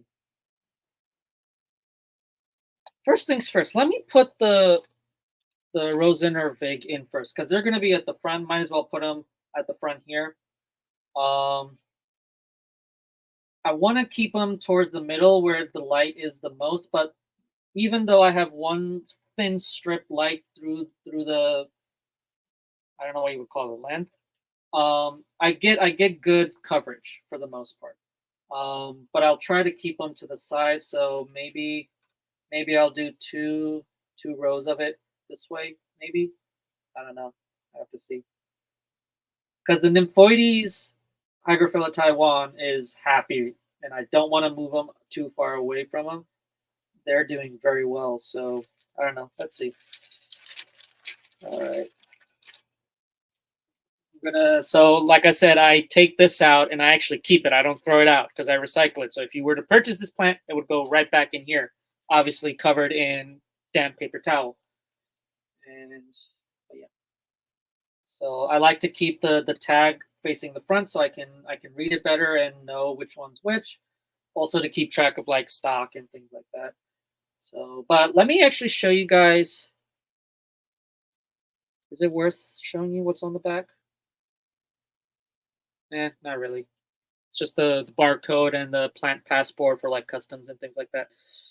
Okay. So some of the things I like to do, and I rarely have to do it with the Tropica plants, um, but is basically to look through the plant, see if there's any damaged leaves. It happens with shipping. So like right here, I see this little plant, this little leaf right here is pretty much torn. Because the thing is like any damaged plants or stems or anything like that, you want to cut them off because the plant is using a lot of energy to try and repair that. You want the plant to have most of that energy go towards growing newer plants, especially now that it's going in the water. It's going to start to grow more immersed. It's going to transition to submerged, and so you want it to use all that energy there. Oh, we've got Kelly Foreman here. Welcome. I just saw people being like, "Hey, Kelly," and I was like, "Oh, somebody else came in." Hope everybody's doing okay. Um,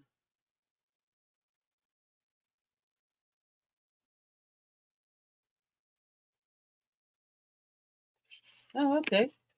Jeff is planning on a a retirement goal as a store by appointment only. Fair enough. That's a good business strategy, I think. All right. So like this is one leaf, but it's on a like a little tiny stem. I don't know how well you guys can kind of see that, but I'm just gonna pinch that entire thing off. Okay. I should bring hang on, I'm gonna bring the trash can closer to me. Oh, my knees are killing me, man.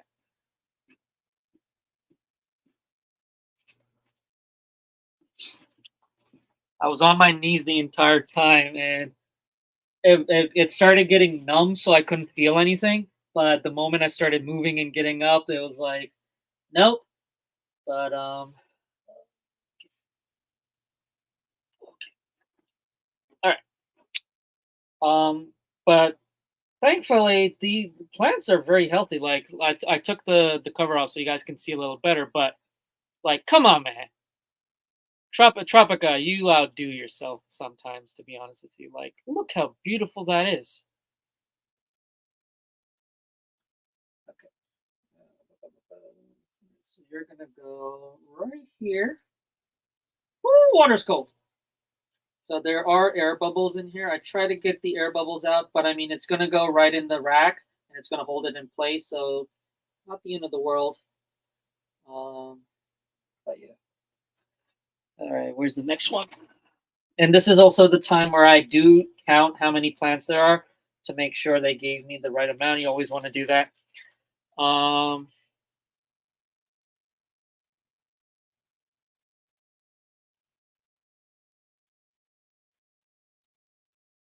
yeah, that's another thing I've noticed. How many of you were not a subscriber?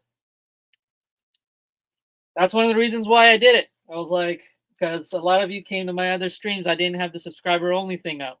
So you guys were able to see it. But I'm like, let me see how many of y'all aren't subscribers. But nah, it's not a big deal. But I do appreciate you guys coming up. Um,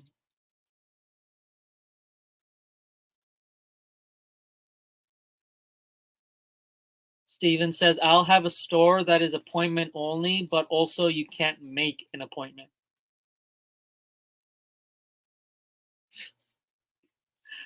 Uh, Matt's asking, did you tell us the dimensions of the tank? I did not tell you the dimensions of the tank. I don't even remember the dimensions of the tank. Let me see. Do I have a tape measure here? Hang on time.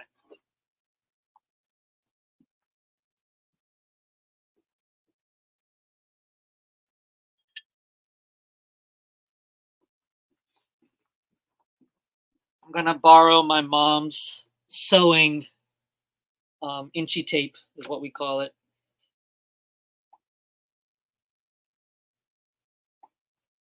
Because us South Asians love our textiles. Actually, my grandfather's business, he owned a textile factory in Pakistan. It's no longer there, um, but yeah. All right, so let's see here. So the way that I look at this is, so let's say this is width and that's length or depth, or no, yeah, length, because depth would be that. So so this is in inches. I think it's in inches. Yep, it's in inches. So starting from the tip all the way here, it is roughly 20 inches in 20 inches wide. And oop, I can't. I'm not going to be able to figure that out. Matt, look what you're making me do. I am not flexible enough for this. 24 and a half, 24 and a half length. So 20 inches this way, 24 and a half that way. And then depth or height, whatever you want to call it, from rim to rim is about 10 and a half inches. So 20, 24 and a half, 10 and a half. That's the dimensions.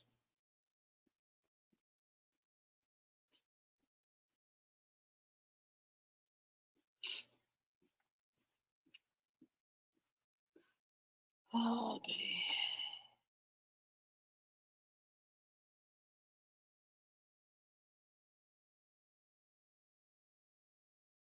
Oh, Matt, you're close. Pretty close, actually. Um,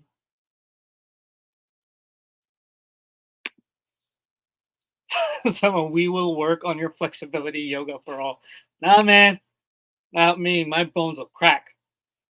Um, I do my morning exercises. I'm always, Scotty knows at work. I'm always like, because I do have bad posture. I'm not gonna lie, and I do have I have a curvature of the spine, so um, I can't stand straight for too long. I can't bend for too long. It's whatever. But yeah, all right. Hopefully, you guys are enjoying me rambling and talking about. I do apologize. The live stream has been gone long enough, but you know, if y'all wanna, if you guys need to be anywhere, you're more than welcome to go. But yeah, like look at that. And how much is this? I don't even remember how much I have it on the website. Hang on.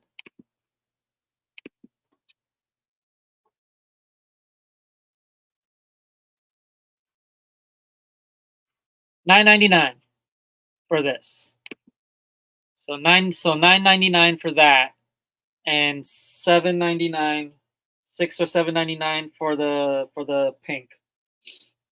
But I mean, yeah, like look at that. Like that is gorgeous.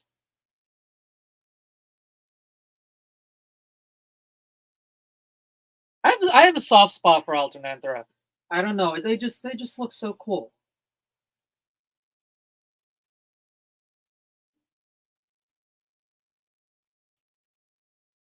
Like even now, as I'm putting them in the water and they're starting to like open up. Um, so cool. I always get excited whenever I get like plants in, and I'm putting them in the tank. I kind of take a like a little like a second to just look at them in the water, because they look different when you're looking them out of water versus in the water.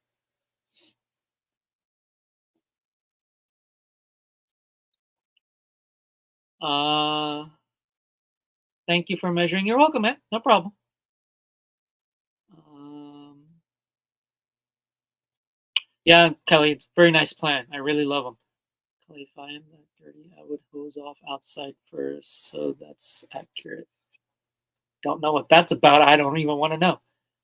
Are they on the website? You know what, Scotty? Just for you, because you were the first person on the website, I'm going to get this stuff on the website. So let me get back up here. Oh.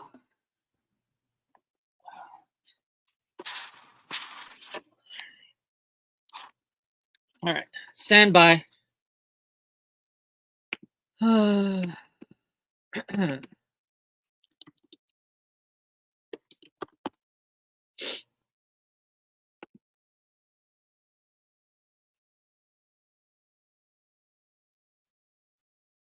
Kalish, it's on the banner at the bottom, but I'll put it here if you guys want. Scotty does not want Dee Dee to get the plants.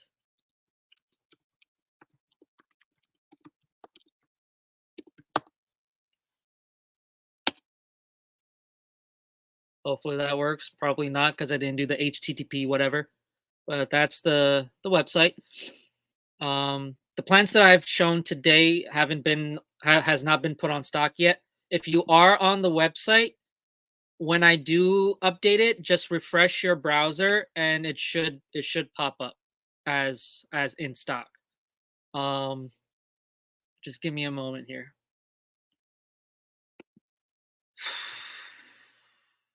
Whew. Kayla says, sorry, I'm on mobile and half blind. www.atlanticaquariums.com. Don't forget the S after aquariums. People forget there's an S after aquariums.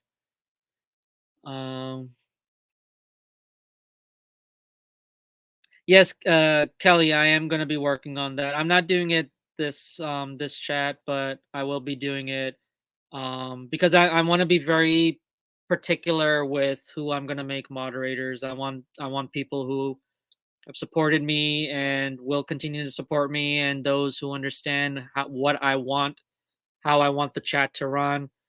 People who have been behaving themselves.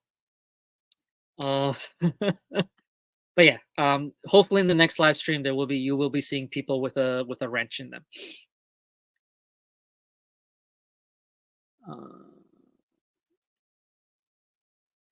Kelly is a ceremonial mod only. That's okay. That's okay. So Scotty is mentioning what is Atlantic jungle. So I can show that to you. Give me 1 second.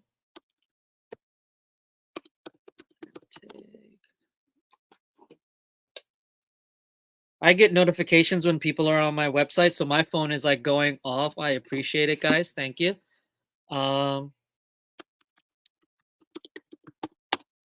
Give me 1 second here. No, go away. Go over here. So let me share my screen.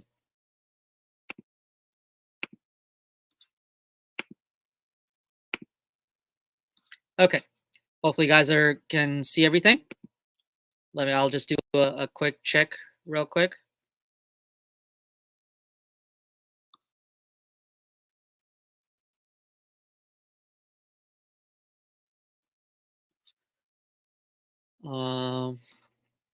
Sorry, I'm just laughing at the comments of people saying I don't behave well or everything like I'm being honest. I've been to enough live streams that I know how everybody is in the chat. So just saying, it's okay. Don't be you. But on this chat, on my innocent Muslim live streams, I want everybody to be kind to each other, be educational, informative, and behave, no profanity, things like that. That's just how I want my live streams to be. But by all means, you go to any place else, do you. I'm not judging anybody. Hey there, Skipper. How you doing? Scotty's like, don't worry about the jungle. Put the plants up. Nah, Scotty, you asked the question. I'm going to answer it. So when you go to the front, to the main page, on the top here, you see it says Atlantic jungles. You can even find it on like the more section or whatever. So I specialize in freshwater, saltwater, and ponds and semi-aquatics. Atlantic jungles is my section for semi-aquatics. Turtles, frogs, newts, salamanders, tortoises, terrapins, all that. Anything that lives in or around water, right? And so this is where you can get all your stuff for vivariums and paludariums, plants and animals living together. There will be stuff that you can use for terrariums. I just don't focus on that. I focus on stuff with animals. This page is currently being updated. So you'll notice that if you try to click some stuff, it's not going to pop up. That's because I'm trying to organize some things. Not a lot of stuff on here, but there are like some stuff. So like if I go to equipment and supplies, you'll You're gonna see a lot of Rapashi stuff. You're gonna see this is new. I've just became a retailer for Arcadia. It's a UK brand. They specialize in reptiles, semi-aquatics, things like that. And this is, for example, this is their new Earth Pro Amphibigold. So this is great for your aquatic amphibians, your axolotls, newts, salamanders, frogs, things like that. Um, yeah, it's a great product. I've actually spoken with a few people that have used it. They like it. Something to add to the variety of foods you do give them. I always advocate for variety in food. Never give them one food all the time. Um, but yeah, so that's Atlantic Jungles for you. Okay, so stand by. I am going to now work on putting the the plants on site on the thingy, majegi, whatever.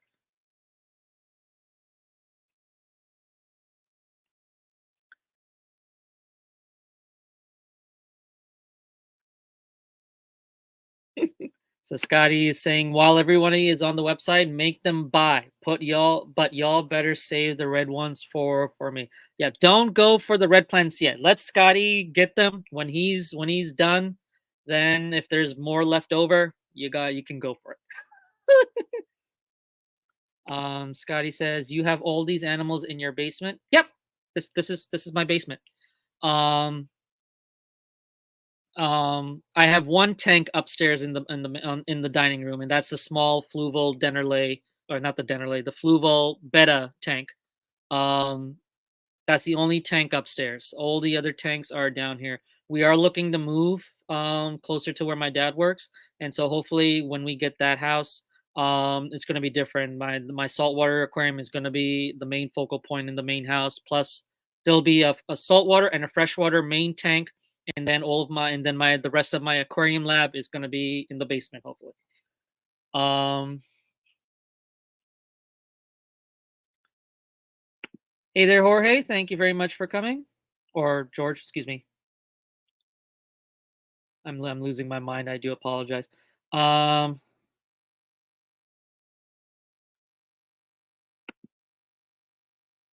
if you're referring to the live stream, I appreciate it. Oh, newts, frogs, and turtles are in your basement. No, I do not have those animals, but I do have the supplies to take care of them. In the state of New Jersey, it is illegal to purchase and sell turtles of any kind. You can buy them from like out of state and bring them in, but the laws are changing, unfortunately. Um, which can make it harder to do that. But yes, and axolotls. Axolotls are actually banned to keep in New Jersey. You can't keep axolotls. Um, but yeah, I don't have the animals, but I do have the stuff, and I have kept these animals in public aquaria and in laboratory settings, so I have experience in their husbandry. Um,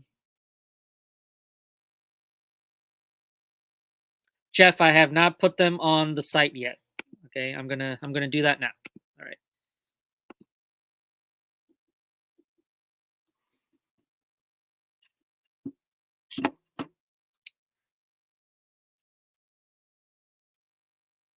Just gotta wait for the Wi-Fi to catch up with me. Hang on one second. I gotta put the phone on charge.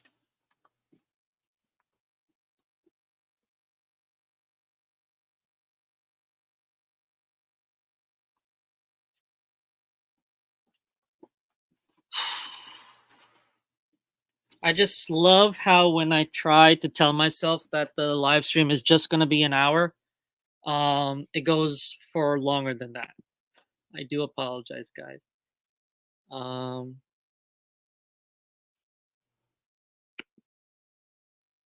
Jeff,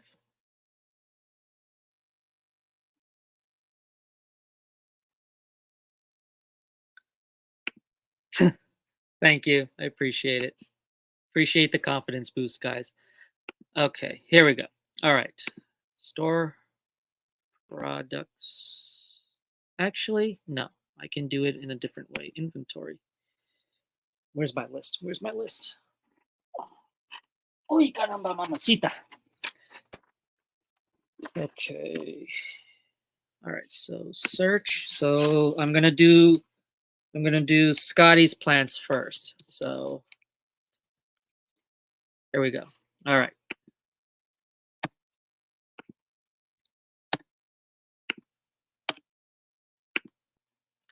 All right, Scotty, if you're only looking to get the Alternanthera rannicchia, if you refresh your browser, they should be in stock.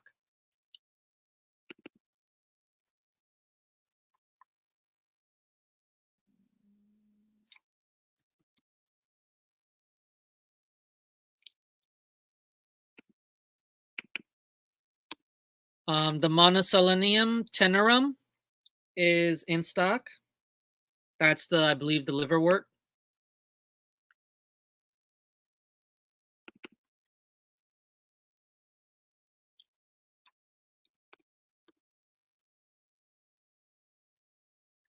The Ranunculus inundatus is in stock.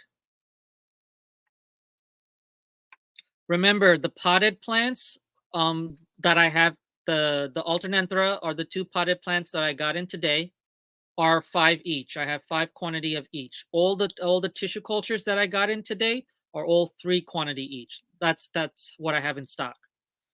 But for the other plants that I have in stock, I have 5. I might have less than 5.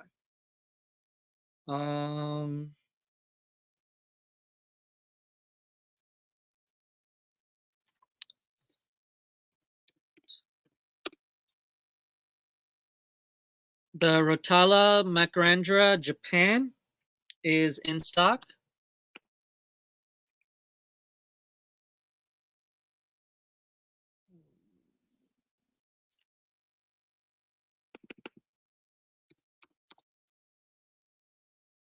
And the Taxiphyllum flame, the flame moss, is in stock. And I think that's it. Unless I'm missing something.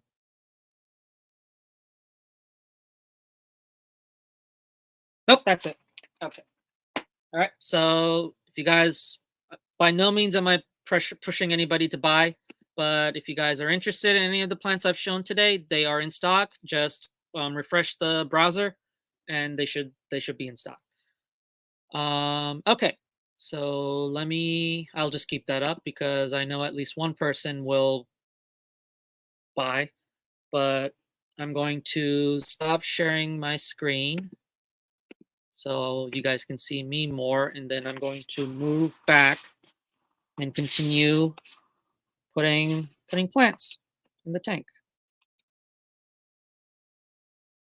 Also, if you guys are having any issues with the website in terms of like placing an order or signing up to be a member or anything like that, let me know and we can work it out. If you are if you have an account with the website, you do get rewards points, so make sure you keep an eye on that. Use it to your advantage. It is there for you. If you are a member of and Scotty can probably mention this because I know I'm going to butcher the names again. If you're a member of the Bucks County Aquarium Society or Club, you have a member only. You're a paying member of that club. You have a discount code. If you are a member of the Lancaster Aquarium Club, you have a paying member. You have access to that code. If you are a Fish Fam Link Patreon, you have access to a discount code. So you're welcome to use that stuff if you like. I mentioned this in a previous live stream. Besides Scotty, rarely does anybody use any of the discount codes I ever put out there, which is surprising to me. But yeah, it's there for you guys. Please use it. Okay? It's my way of supporting the clubs by enticing people to join, and they get a discount code from me. All right. And if you're just coming in, I mentioned that you were welcome if you want. You're welcome to place the order. The plants are not, at least the potted plants, are not going to be shipped until next week. Because I have a time frame during the week that I do ship to make sure you guys get the shipment in the same week.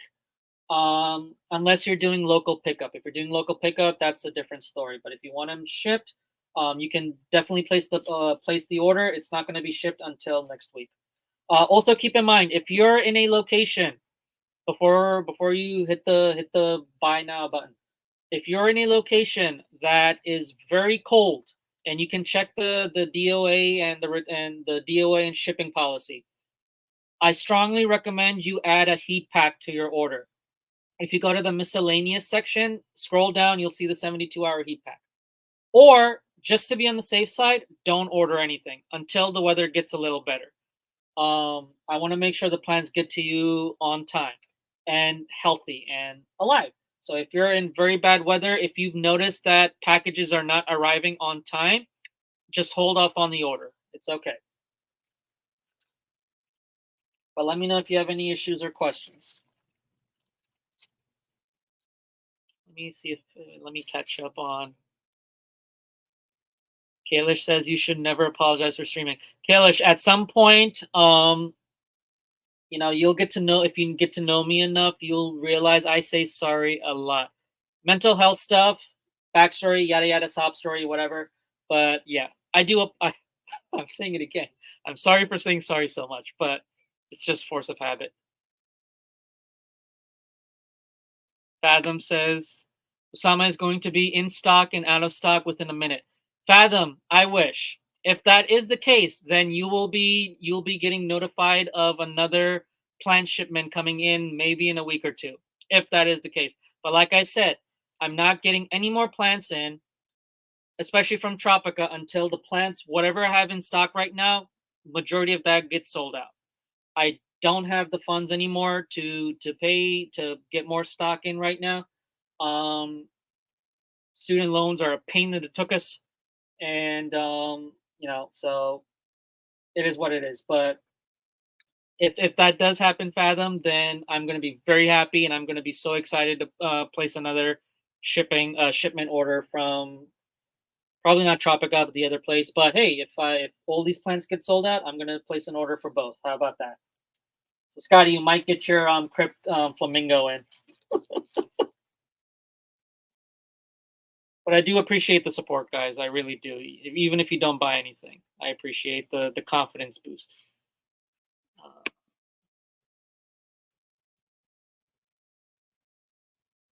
Jeff, that is true. Scotty is cheap.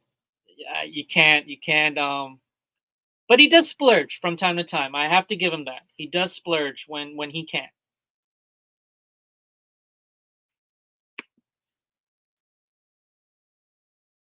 So Jeff says, Isama, it's not a guarantee to be above freezing here until June. Like I said, I do have a heat pack that you do have to add to your order if you want. I do have a DOA policy of, especially if you add the heat pack to your order, and the main cause of DOA was because of the freezing cold. If you notify me within 2 hours of receiving the package, you will get refunded, or I'll ship more plants to you. I try to work with you guys on that. But it's up to you. Whatever makes you comfortable. Like I said, that's my preference. If it's really cold and you're not comfortable with the heat pack, I would just hold off on ordering. It's totally okay.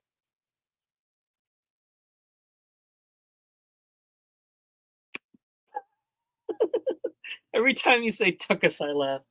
Yeah, because I'm not gonna say the other thing. But that's innocent. That's innocent child profanity for you. That's as much as you're gonna get from me. Kelly says Isama, Scotty isn't cheap. Scotty is stubborn and cheap. Yes, Kelly, but he is also my friend, and he is one of the very few people I will proudly say who has been supporting me. And I'm gonna cry. But yeah, no, he's been a very good friend, and I was very lucky to apply to a job that he also works at and to meet him at the Clash. And he's always been pushing with me. There are times where I've had mental breakdowns because of the business, and I would just go to his office and just vent to him. And He would console me and things like that. But yeah, and it's not just Scotty. There's a lot of people in this community that have been with me, and I do appreciate it. Because it's been tough. It's been really tough. Um, God dang it! I promised myself I wasn't gonna cry. Excuse me, guys.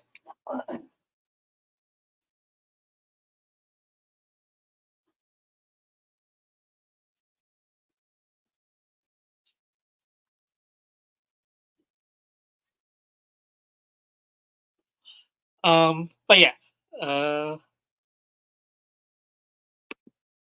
yeah. So I haven't, Jeff. I've had to add a heat pack to an order maybe like once or twice. Um, like I haven't had to add a heat pack to an order in a while. Um, but when I do, is what I do is I obviously activate it. I also make sure that it hasn't expired yet because I didn't even know that heat packs expire. Um, when I open it up, I make sure it's heating up, and then I wrap it in paper, like the packaging material, like the paper that I use in the packaging. I'll kind of loosely wrap it in that just to protect whatever's in the box from the heat, but also to allow the heat pack to breathe because the heat pack needs to breathe in order to react and to heat up. Otherwise, if you choke it, it's not going to do anything. So I try to package the stuff accordingly.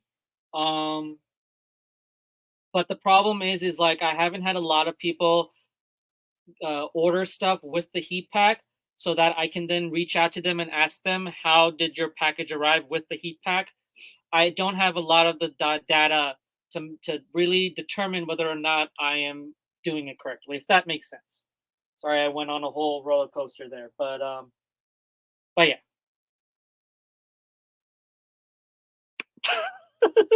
Oh, good grief! Where's Zen? She's gonna start crying now. I'm okay now. I'm good.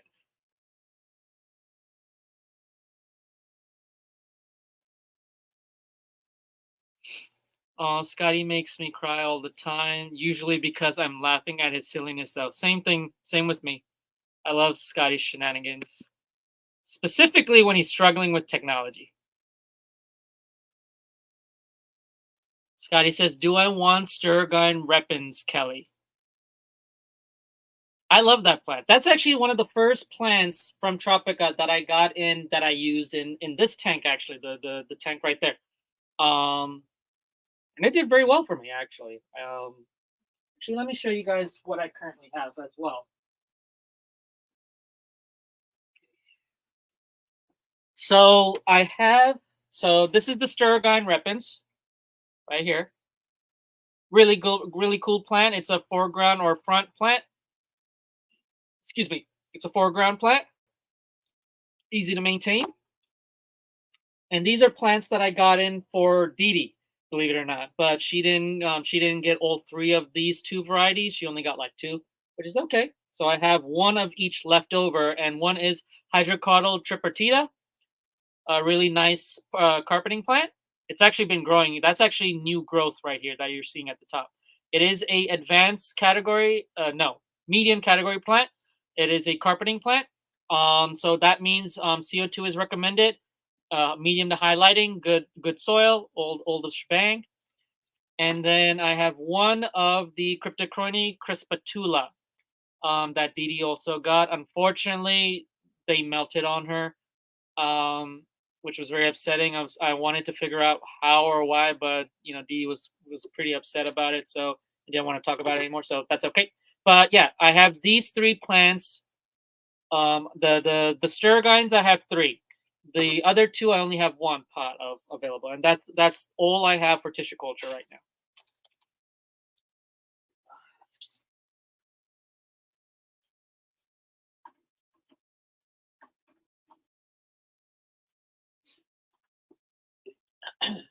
Okay, back to putting plants in the. I try to just use one hand because I don't want to get both hands wet, and I'm very particular because if I have a cut on my hand, I don't do anything aquarium related. You do not want to stick your hand in an aquarium with a cut unless you want to take a trip to the doctor.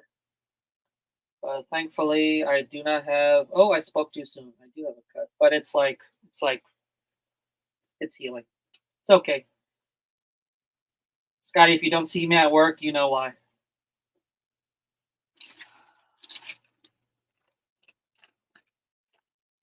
Let's see what else is in the. Kelly says TC or tissue culture cups are the best value. Yep, definitely, definitely. I know Tropica always says that, but I have experience with them, and I can guarantee you, with the tissue culture, algae, disease, pest free, guaranteed, and you're getting at least 4 pots worthy, like these pots, 4 of these in one cup. So you're getting good value for money for that, and it's just $12.99. But you're guaranteed. So if you're setting up a brand new tank and you just use tissue cultures, there is no way you're going to get snails or anything in there. With the potted plants, I can't guarantee in terms of, especially with pest snails, but I am very, very observant of that. So I do try to get the snails out, and then when I do put plants in or I take plants out, I do like a quick check of them just to make sure there's nothing popping up. But Tropica, thankfully, rarely have I gotten any hitchhikers on Tropica plants. Most of the hitchhikers I have had have come from other sources, unfortunately. But that's the thing with potted plants; we can't really guarantee you're gonna get you're not gonna get anything. Which is why you want to quarantine or at least maybe do a dip with the plants or whatever, just to be on the safe side. But that's up to preference of the aquarist. I wish I could show you guys better. I might I'll probably take a picture and post it on like the Atlantic Aquarium's Instagram page when the lights are on tomorrow morning. But like just looking from the top, like it's looks so good. These plants look really good. And the tissue culture plants came in very well too, because sometimes and it's no fault of Tropica, it's just usually in the shipping. Like some of the plants, I don't know how, but the plants will get turned over in the cup, so the roots are pointing up and the plants are down in the medium. And I talked with my representative with Tropica. He even called me to kind of figure out what was going on, and because they just kept coming in that way. And I was telling him, I was like, this is not only is this going to choke out the plant, it just doesn't look good if I'm shipping it to my customers. And so I was telling him, I was like, we gotta figure something out about this.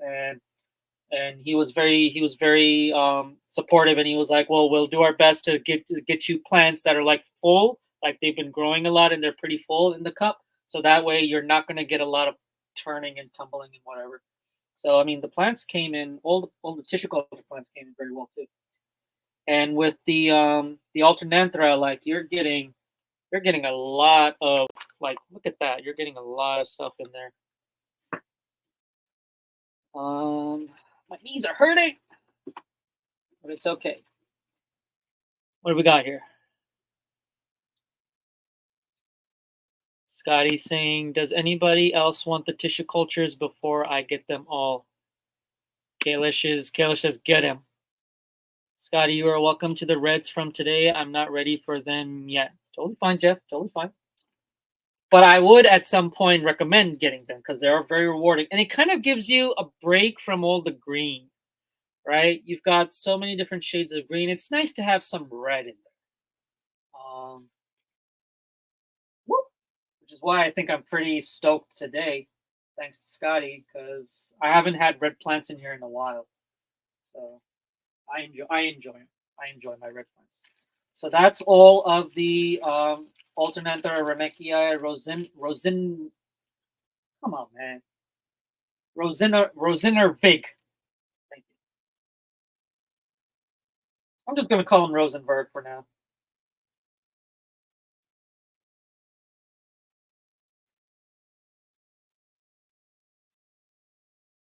Sometimes the stems will also be kind of like curled up a little bit. That's just because of shipping. But usually once they're in the the tank, it'll usually just be an overnight, and then they open up really beautifully. All right, so that's that. So now what I'm gonna do? What am I gonna do? I'll move.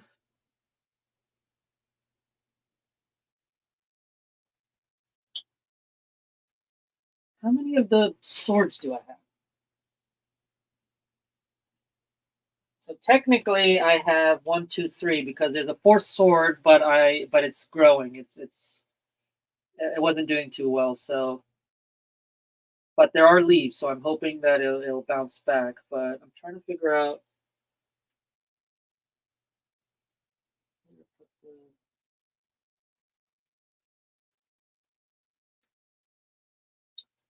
I'll move you to the front. So I have a Nymphea stellata, which is a dwarf aquarium lily. I just have one pot of that. Might as well show you guys because I have my hands out here. So, oh, that was a bad idea. That's okay. So I have this guy here. Don't know how well you can see him, but pretty healthy. I just got one of those. Most likely, when I do my next plant shipment, it's going to be from my other supplier, and I am going to restock on the on the lily plants. Oh, there's a bad leaf in there. Come over here. I'll take you out. That's one thing that I kind of like and hate when I'm putting new plants in. I'll also look at the plants I already have, and since I already have my hands in the tank, I'll usually just do a glance over and just to make sure they're all doing well. And I like to make sure my tanks are nice and clean and spotless, so I have to clean that. That's why I don't like taking my hands out. Or sometimes I usually have my towel like right here, so as I'm pulling my hand out, I'll just put it on the towel. And then I can move you. And then this is the Nymphoides hydrophila, Taiwan. So that's a good plant, but it's not the one that I actually posted on Instagram. The one that I did post, and I'll kind of show you guys as well, is this puppy right here. Look at that. Nice healthy roots as well. And this is from Tropica, but I've had this plant since I believe Keystone Clash. So it's had a lot. It's pretty much done its immersive. It's pretty much fully aquatic now. And if you look at that. Ain't that cool?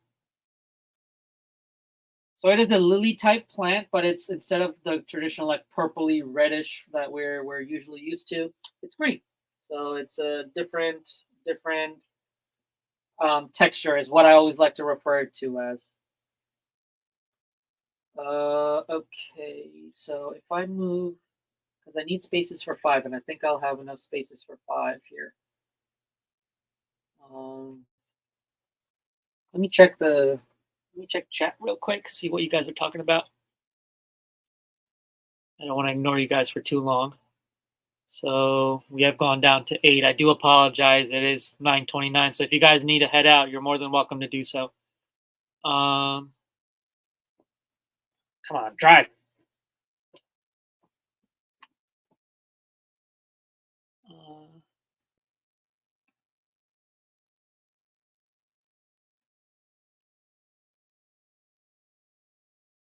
So Jeff says, I have reds, just no Alternanthera renechia. It still hates me. Yeah. I think you were mentioning about the Cardinia. Was it you or was it somebody else? I can't remember. It could just be the fact that if you've constantly had issues with Alternanthera, then maybe just don't get it yet until you're comfortable to try it out again. So Kayla says it'll be probably a month or more before I'm ready to order. That's totally fine. Totally fine. Scotty says, do you ship to California? Yep. I ship to all states except Hawaii or Hawaii, Alaska, and the territories. Any place where like it's really far to ship, if that makes sense. That is in that is a part of the US. I do not ship to that. But all other states, I do. Basically, just put your address in it, and if it says you're good to go, you're good to go. If it says not, then you're in a state that I don't ship to. I don't even know what I have it set to. Okay, George was able to get onto the website. Good. Kelly says it really needs CO2. I agree, Kelly.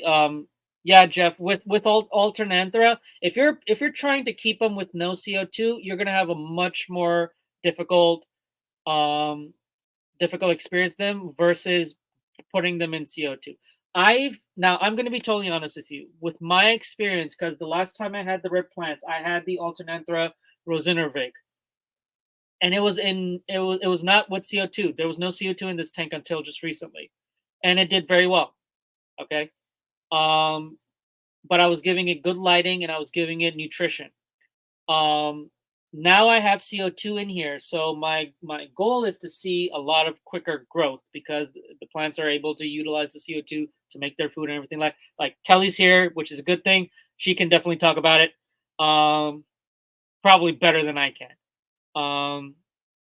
But yeah, uh, Kelly, it still didn't like me with CO2. Oh, well, in that case, Jeff, probably not the plant for you. But if you're brave, if you still want to try it out at some point, you know, doesn't hurt. But if you've had constant issues with it, then probably not really worth it. It's not worth investing in, or it's not worth spending something that isn't going to do well for you. Matt says, I really want to order, but the cold has hit. I'm tempted, but also maybe I should wait till I buy this year's pond stuff. Yeah, whatever works best for you. Like I said, I have heat packs. Um, if the temperature goes below, I want to say like 65. I don't even remember what I have on the policy. What a great businessman I am, right? 65 or something. Because like this tank right now, what temperature is this? So this I don't have heaters in here, and I don't heat the basement, believe it or not. And some of you are probably gonna bash me about it, and totally agree with you. I just don't have the ability right now to, because I'm not putting heaters in here, but I don't have the ability to heat the room or the room as much as I would like. But the temperature right now in this tank is 68 degrees. Um, and they do fine.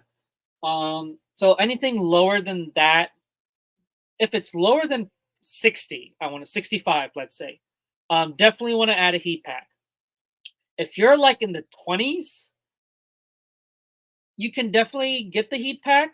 But in all honesty, basically the way I have it worded on the website is if you are experiencing severe weather and it is impacting the post office or USPS or UPS, it's affecting their ability to get the shipment to you on a timely basis, hold off on it. Okay. I'm totally fine with that. Just hold off on it. Don't because I want to make sure the stuff gets to you properly. I don't care about money. I don't care about all that stuff. To be honest with you, at the end of the day, I'm sending you something alive.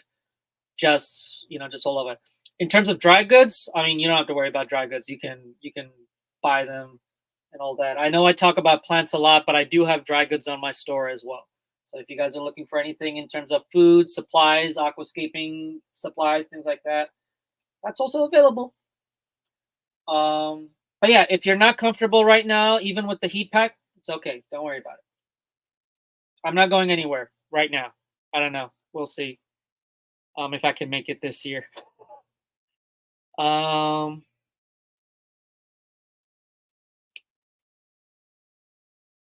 uh,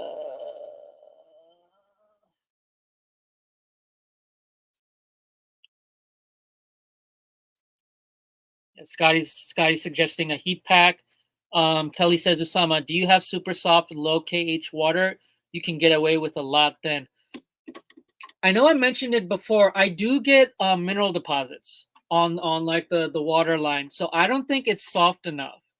Um, I have it's been a I'm gonna be totally honest with you, it's been a while since I've actually tested, like, the water directly coming out. Um, I'll probably do that at some point, and then in a future live stream, we'll probably talk about that, or when I do a video on water chemistry, the science of water aquarium water chemistry, I might mention that. But, I mean, all the plants are doing fine. The crypts, like the crypt, undulatus red is thriving.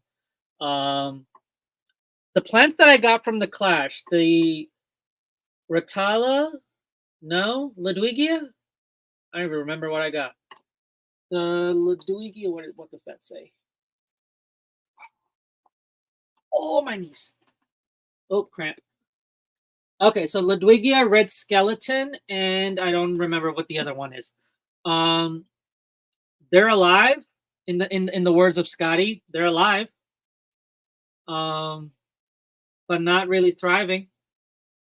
But then again, the soil that I have these plants in is old, and I just recently, as a matter, it's a funny story.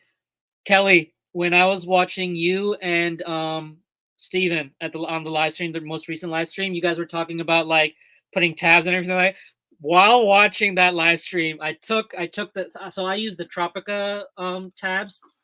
So I have the Tropica stuff. I literally took it out and I popped popped it in there because I know the soil is old, and I'm like, you know what, maybe that's the problem, is like they're not just getting enough nutrients.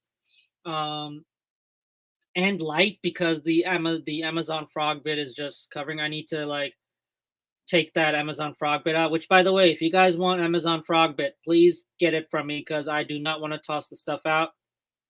It's a waste in my opinion, and plus, I don't like throwing plants or anything out because I'm very strict with like introducing things to local waterways. But like floating plants is not an issue in New Jersey because of how cold our winters are. That's why water lettuce is allowed in ponds here. I know in certain areas water lettuce is not allowed because it is invasive, or it can be invasive. Um, yeah, I think it's low, but not low enough because I still get mineral deposits. Um, hey, I mean, not all the plants I get do well, but most of them do. The epiphytes are living life. To be honest with you, the Mordania Kasek, like I mentioned, I've already tossed 2 pots out. One pot is almost about to go, which is very upsetting because it's a really unique plant, but nobody really is interested in it, which is fine. Um, the Cypress hellfire, which is a medium category plant, is living life. As a matter of fact, I might have to trim them back at some point because they are starting to overcast the the Bacopa, but the Bacopa's fine. Um, but yeah, the Crips I'm gonna have to toss out because they're not doing well and they're starting to get covered in algae, and I do not want that. So I am gonna be treating for algae at some point, and I mean it's not covered in algae. Don't be, but it is struggling, and I don't want that organics in the water because it will induce algae. So I am gonna probably after the live stream, I'm just gonna chuck those out. Um, but yeah. Okay.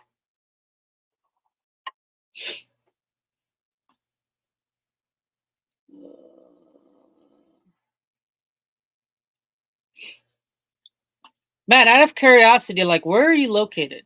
Just out of like, you don't have to be too specific, but like, I am curious. I mean, we have had temperature here. So I'm in South Jersey. We have had temperatures go down to like mid 30s, believe it or not. Like, it gets cold here. But no snow. Um,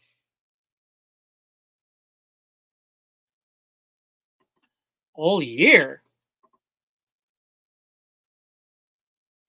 Oh, okay. All year, any snow, and now so much snow. It's a pain in the. Oh boy, I think I made a mistake. Pain in the tuchus. I see what you did there, Matt. Touche. Um, Iowa is the worst place on earth for weather. Yeah. How's your mail and shipping, Matt? Don't say that, Kelly. I'm trying to get Steven and Jenna to move here. Um, Scotty says, "Is my order ready yet?" Scotty, I'm talking to all of you, and I'm putting plants in the tank. I have not checked who has ordered or who has not ordered. All I hear is dinging from my phone, which signifies that you guys are either on the website or you've purchased something. Um, I mean, the plants for you, the plants are ready. Like, I just have to figure out when you're at work, and I can get them to you. George says, "Do you have lights?" If you're referring to me, I do have lights. They're just turned off, and I'm not going to turn them back on because it's going to screw up the settings on the lights. So you're going to see a dark tank. Um, if you were here, and I started when I started the live stream, the lights were starting to go down. So um, Kelly says crypts can grow in a toilet bowl. They don't care about hardness. Yeah, but they're still very picky. You take them out of the substrate, you move them somewhere else, and they're like, "I'm gonna die." And it's just, it's 50-50 with me with crypts. Like, those guys are doing really great. The guys in here are not having fun in life. I don't know. Kelly is there for Scotty.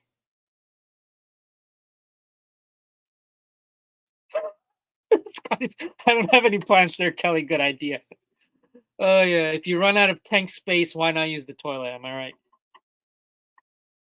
Kayla says, Kelly, that's why I love crypts. I like crypts. They're a really cool plant. They do well for me in when they're in substrate. I think it's just a matter of the fact that these crypts have been in the pots for so long that they're just not happy. But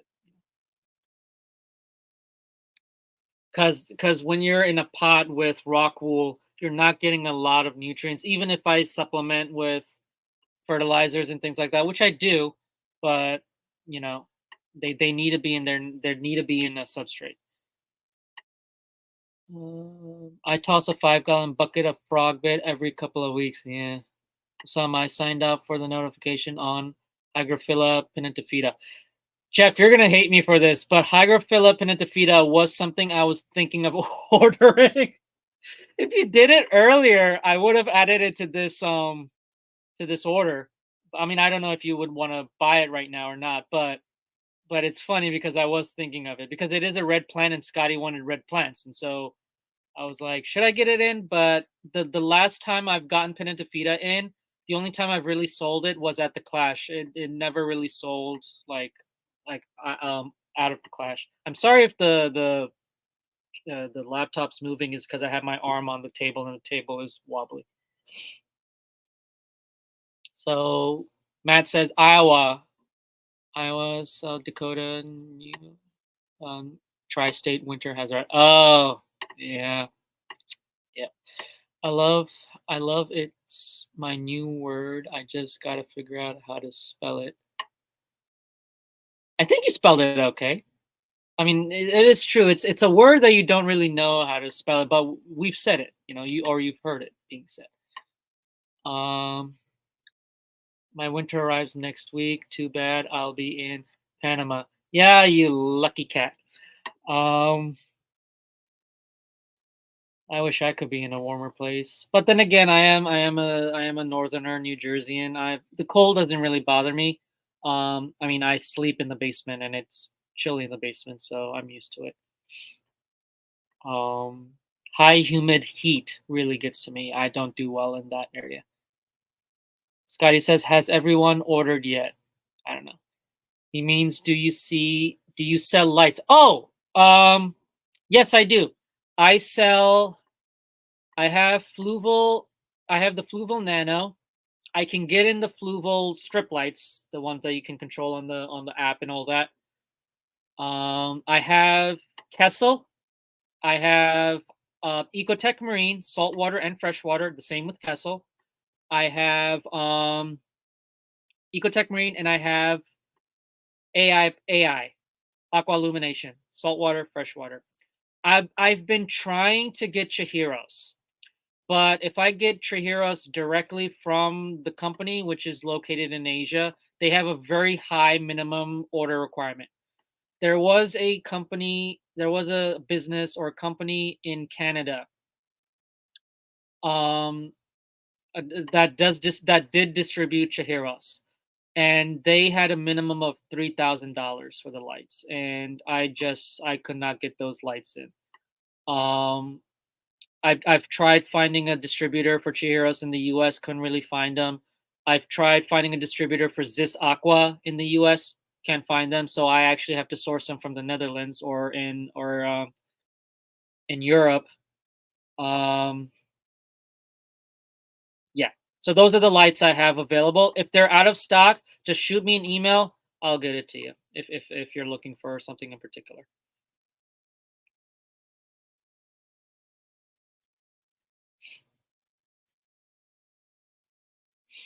So Matt says, I thought about buying the Simplicity DC Protein Skimmer 120. My salt tank really needs a skimmer. Yes, your salt tank does need a skimmer.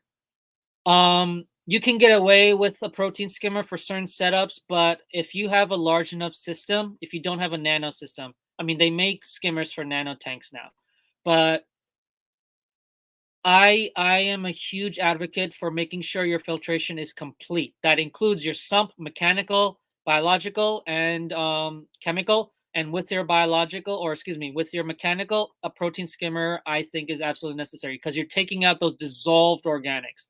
You're not taking the filter sock or sponge or whatever you have for mechanical. It's taking out your non-dissolved like physical or physical debris from the tank, but the protein skimmer is taking out those dissolved organics, the fish poop and all that stuff.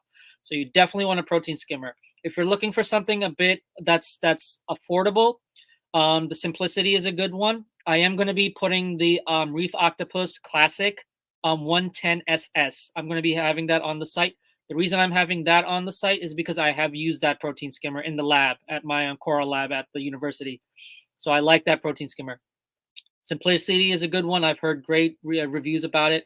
I actually had somebody call me. I don't know how people get the phone number, but I had somebody call me and ask if I sold Simplicity protein skimmers, and I said yes. And then the Nios protein skimmer is probably the most priciest one, but it has a good footprint. It's durable, easy to maintain, and I just like it. It has good controllability. The any protein skimmer that's a DC protein skimmer, you're able to control the flow and everything like that. So yeah, I have it available on the store. If you're looking for it, just let me know. If it should be in stock, but if it's out of stock, just let me know, and I'll help you out with that. Yeah. So and any dry goods, filtration equipment, foods, whatever, I can get that shipped to you. You don't have to worry about the cold weather or anything like that. You just have to worry about plants. Um,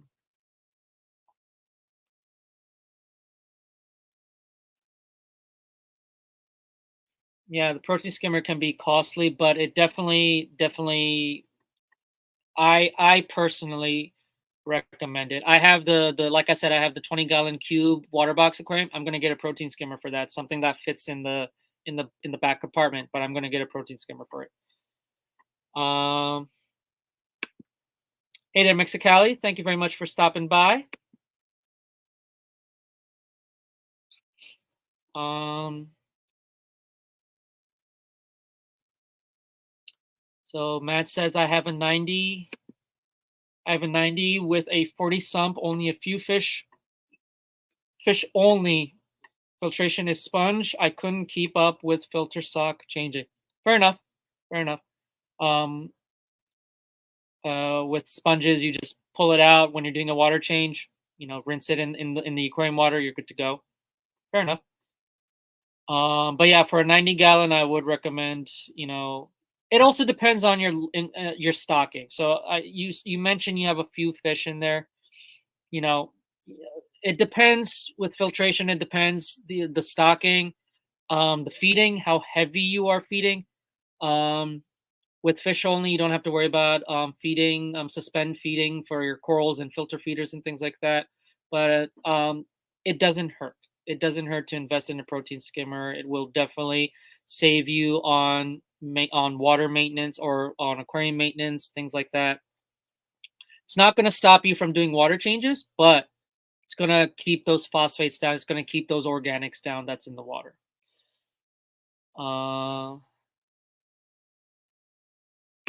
Jeff says, Usama, I will have an order in with you tonight after I feed the fish. Thank you very much, sir. I appreciate that.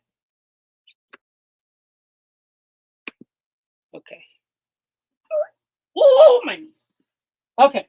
So back to this, since I'm caught up on chat. Oh boy. So I have 4 plants in the bag. The swords, the Renai sword, which by the way is also a very beautiful plant. George Farmer, for his discus tank, he has the Renai swords in there, and they look with like ocelot reds, I believe, and they're just absolutely gorgeous. Doesn't grow too tall; it's like mid-ground plant. But you want to get with any sword, you want good soil, you want nutrient-rich soil, good lighting to maintain that brownish, brownish reddish color. Yeah. So what I'm gonna do, 1, 2, 3, 4. All right. This is what I'm gonna do. Since this one isn't really growing much, I'm just gonna move that to this. No, 4. Yeah, that's what I'm gonna do. That's what I'm gonna do. I'm gonna move you to here. Let's move you here. No, let's move you here for now. I'm gonna move you because you're doing okay, but you can do better. I'm gonna move you here. I hope me changing the location of these plants does not screw it up. But the Alternanthera pink is like tall, so I want to keep them in the back. And I hope they don't overshadow, but I'll trim them down if I have to.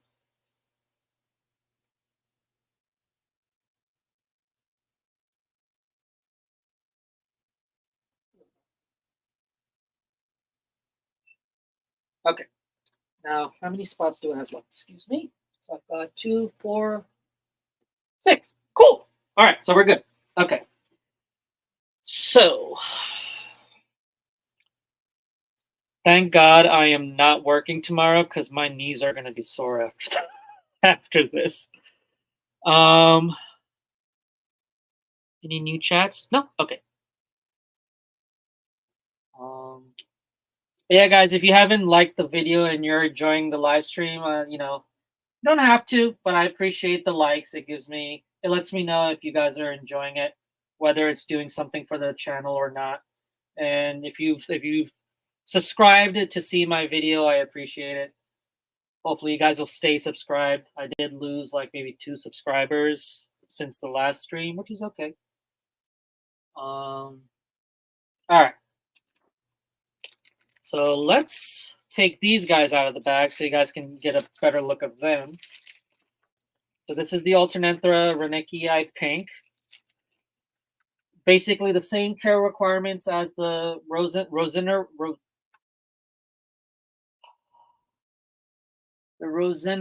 I promise you guys, I know the names. And the Alternanthera renickii mini. Same care requirements, just height difference. This is background, that's midground, mini is foreground. That'd be an interesting tank. Just have all Alternanthera species, but have them in their appropriate locations. That'd be interesting. Okay. I have rice fish in here, and they're like looking at me like, "What the hell are you doing?"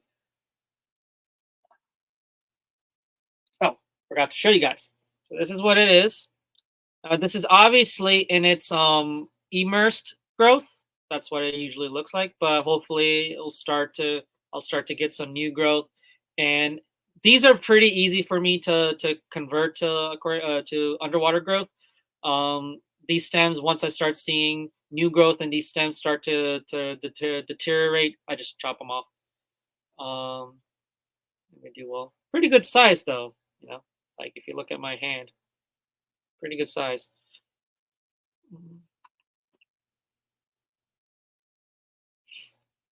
Scotty with the Y saying hi to Jorge. Okay, here we go. In you go. Will you stick out of the water? Barely. Okay. So I'm gonna have to trim you down a bit, which is fine. I just have to look where I'm going. Right there. Okay.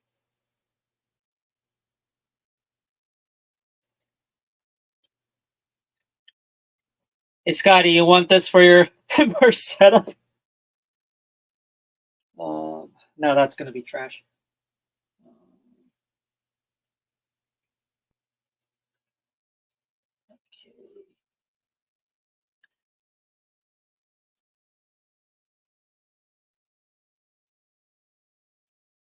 Okay. Yes, Scotty, you can. You can do that. Alternate, believe it or not, Alternator is widely used in immerse setups. A lot of people do it. They apparently they do well. But I wouldn't put all of it in there. Now you do want to make sure that if you are gonna pinch off like the stem, in terms of propagation, you want to make sure that there are roots starting to establish in the stem. As it's growing tall, you'll start seeing root structures. You want to pinch it off where those roots are, and so that way you can plant that in. If you were to just plant this in like that, it's gonna rot. It's not gonna do well. One thing I would recommend, and my uncle, who is a self-proclaimed botanist, he never went to school for botany or anything like that, but he does a lot of gardening and plant propagation and things like that. What he'll do is he will take something like this. He'll get a glass of water or a jar of water or whatever and just plop it in there like that.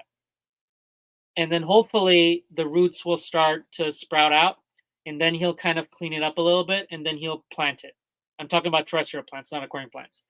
Um, and that's what he does, and he does that with a lot of plants, and they do very well. And he doesn't add anything to the water; they just do well with the sunlight and the water in general.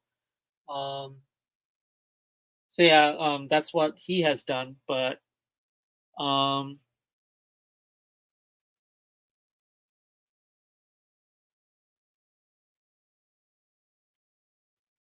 order placed, sir. Someone snagged up the crypt before I finished my order. Jeff, are you referring to the Crispatula? That's the only crypt I should have on stock. If somebody purchased a different crypt, please let me know and I will refund you because there should not be anything else besides that crypt there. I'm usually on top of what's in stock and what is not. Um, but I am human.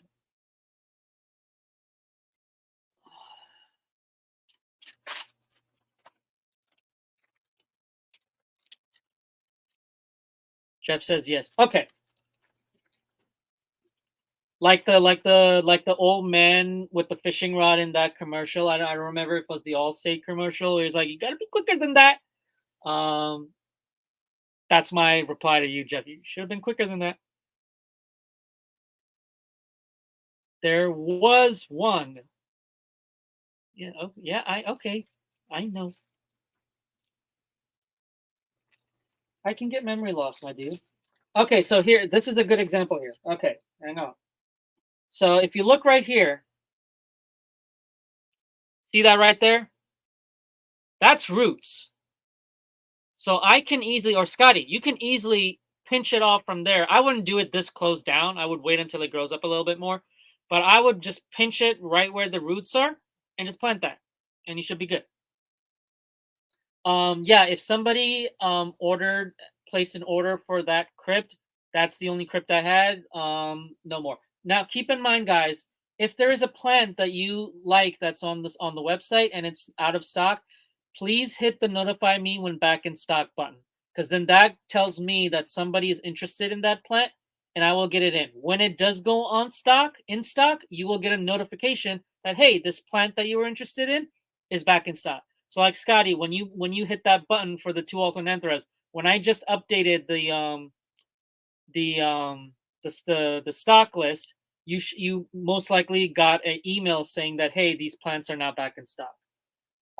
So that's a tool for you guys if you're looking for plants that are out of stock, and I will do my best to get it in. Oh, Scotty, you got it? Oh, cool. Thanks, buddy.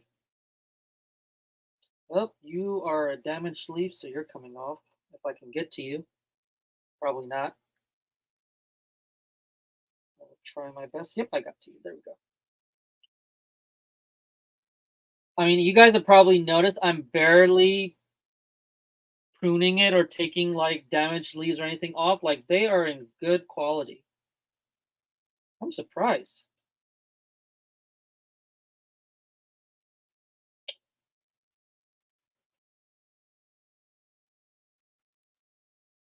Yeah, sometimes a leaf will like pop up and pop off and pop off in shipping, but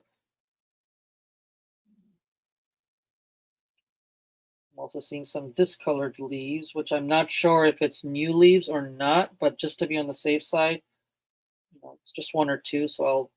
Oh, it just detached itself. Okay.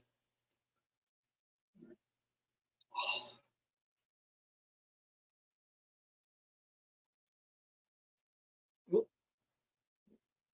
in the right hole.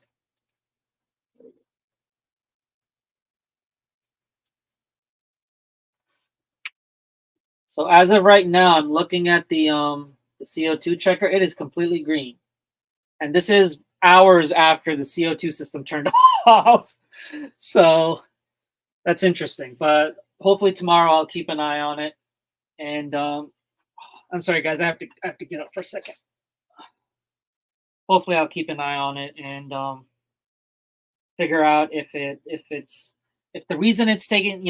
I like to hear your guys' opinion on this. So like the CO2 system turns on at 10:30 in the morning and it turns off at 5:30 in the evening.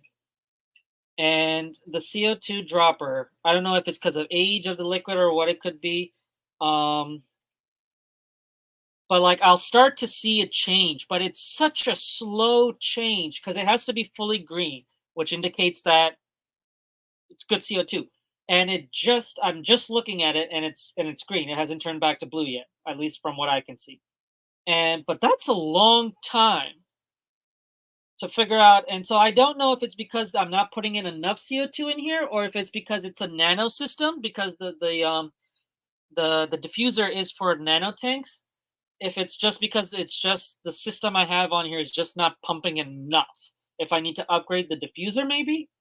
Um but like there's a lot of, like I had to adjust the bubble counter and it was bubbling up like really well and I don't want to overdo it for sure because I do have fish in here. But that's another reason. So I have the filter that I do have in here is the Dennerley corner filter that comes with the that you use for the cube and things like that. I have that in here, and I have it up close enough to the surface where it's giving a little bit of agitation, so that if there was too much CO2 in here, hopefully through gas exchange it'll go out. But I don't know. I'm just curious, so I'm gonna check. I'm gonna give it tomorrow, and then either crank that up more or I'll swap out that diffuser to a bigger diffuser, probably the Tropica one, but I don't want to use the Tropica one because I want to sell that thing. But um because Tropica has two CO2 diffusers now. They have the traditional one and they have the 3-in-1 CO2 diffuser that has the check valve in it. It has the bubble counter and obviously the diffuser ceramic plate. I think Steven bought, or Jenna, or one of the two bought like the replacement. So I'm assuming they have the Tropica diffuser. Um, Let me check chat here. Scotty says yes, they went to my spam. I don't know if I should feel offended by that. My Atlantic Aquariums is not spam worthy. You might wanna set it to send to your thingy, your primary thing. I need some ice cream after all that shopping. Be right back. You earn it. You earn it, Scotty. Maybe one day I'll treat you to lunch or dinner because you've been very supportive of me. So I don't know. We'll see. I can barely afford food for myself. But hang on, I'm gonna move over here for a second. I need a break. My knees need a break.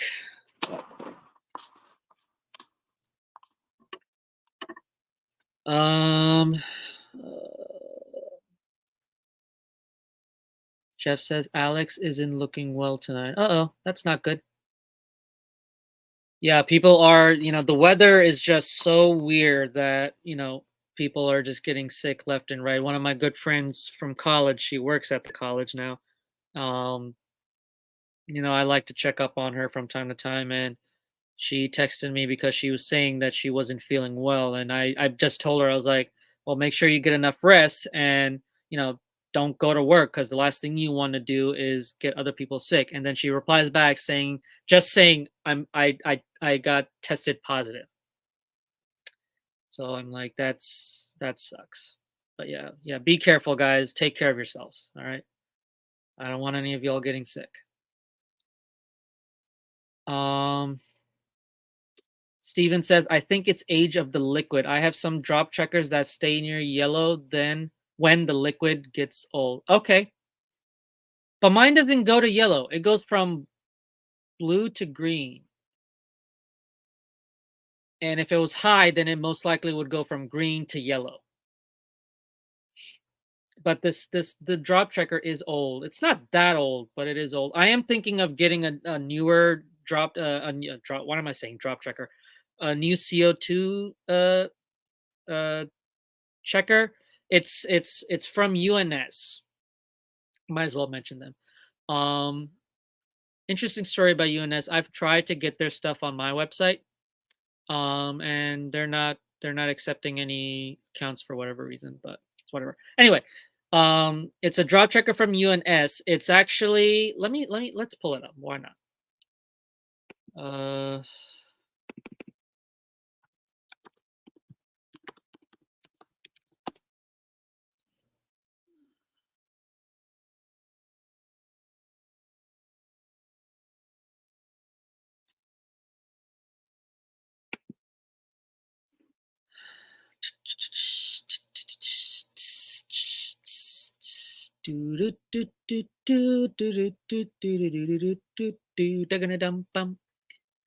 Sorry, guys. I'm a classically trained musician, so I've got like hundreds of classical pieces floating around in my head. Where is it? Okay, let me share my screen with y'all. Um,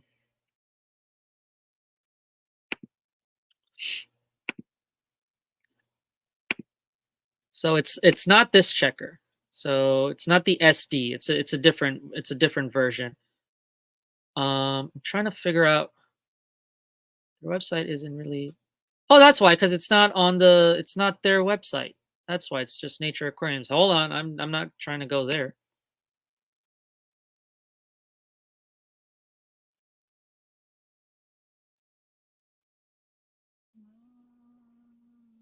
You know what? Let's go to, because I think I saw it at Buse Plants. So let's just go to Buse Plants. Why not? Here we go. Okay. So they have the SD version, which is like your in tank one with the suction cup, and then they have this, the HD. I don't know if you guys can see it very well, but let me see if I can find. Here we go. So it's this thing right here. So you put the liquid obviously in here, and it has that loop. So I can put it on the back, because when I have, oh, go away. I have it on the, I can put it on the back. So hold on, let me see. Let me position it. So when I put the lid up, there's like a little, the person who had this setup, who built the setup, he made lids for the tanks, and he had hang on back filters on the back. So he cut a thing on the lids. Um and so there is like a place in the back for me to prop that in there. The problem is I don't want to put it on the back because the CO2 diffuser is in the back. So I can just pop it in. I don't even know why I'm even mentioning that. I could just do it in the front. It's just that it's going to be annoying because I have the lid there. But I'm not going to have it constantly on there. I just want it there to test the CO2. Because because once I'm comfortable with the CO2 levels, I'm just gonna take the checker out and leave the settings to where they are. But I want something that, I mean, the Fluval. I'm gonna be honest with you. The Fluval checker is doing great with me. The suction cup hasn't really given me any issues yet. I know for Scotty, for some reason it did. But suction cups can't be reliable, to be fair. And just to be on the safe side, I am willing to purchase. Wait, are you guys not seeing that? Hold on.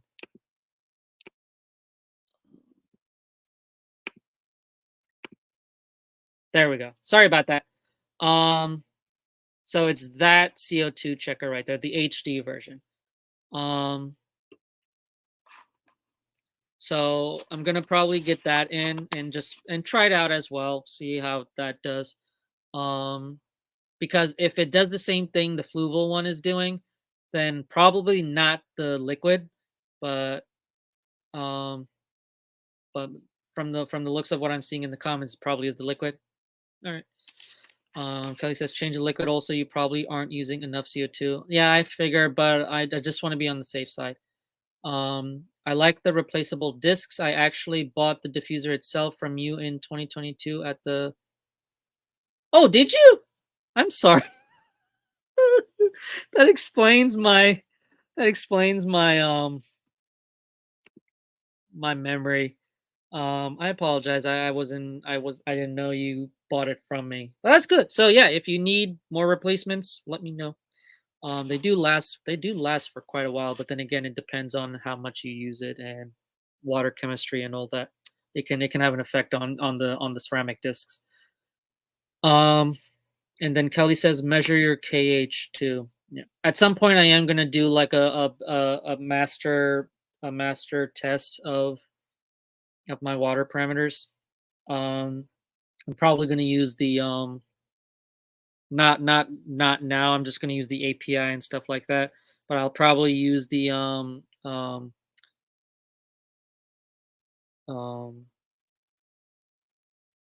the master test kit. It's the I can't remember. I have it on the website. I sell it on the website, but they have them for both saltwater and freshwater. I actually discovered the company at Reefapalooza. Um, but my mom just called and she's like, that's enough for live stream. Because it is 10:13. I do apologize, guys, if I'm taking up your time. Um,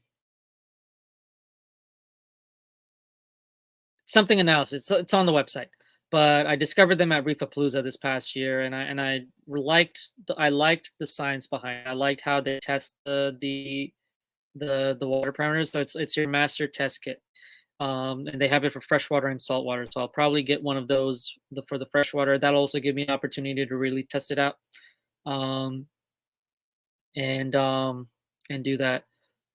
Um, Steven says we didn't know each other at all back then. Fair enough. Good night, Steven. Thank you very much for staying by for as long as you did. I appreciate it, my man. But yeah, okay. So knees are okay. So back to what I'm doing. Let me stop sharing for a second. Don't worry, guys. I'll make this quick. I promise. And the light brightness went down. Okay.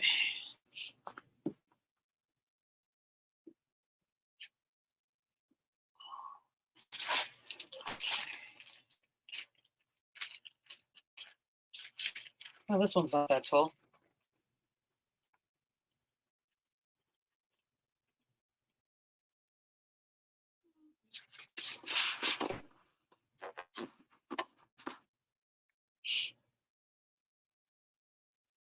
While I'm doing this, how you guys been today?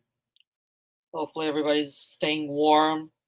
Like I said, over here in Jersey, we had a big rainstorm yesterday, and it was very difficult to go anywhere. But thankfully the rain stopped today, but it was very windy.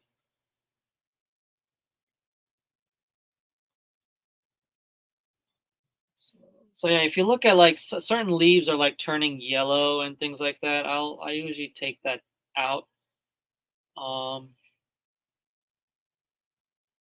you can kind of tell if the leave's about to go because it'll just pop out very easily.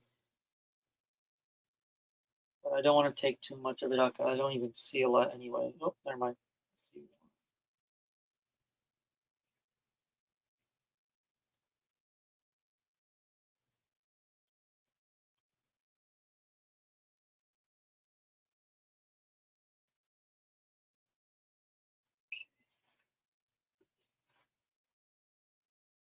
I just hope that the alternanthera, at least the pink in the back, get enough light. I'll just keep an eye on them. If not, I can move them over here by the cypress. There is like a row on this side for cypress. I probably should have done that anyway, but I don't know. I just thought maybe just keeping them in the same location would work well. But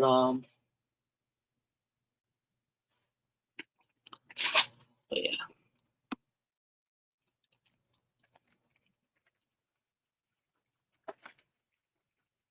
But yeah, after I plant these guys in, I'll stay for like another couple of minutes in case anybody has any questions or anything, and then we'll call it a night. I haven't eaten anything since lunch, so after this, I'm probably gonna go ahead and make something for myself to eat because my mother is going to be going to sleep soon, so I don't want to bother her.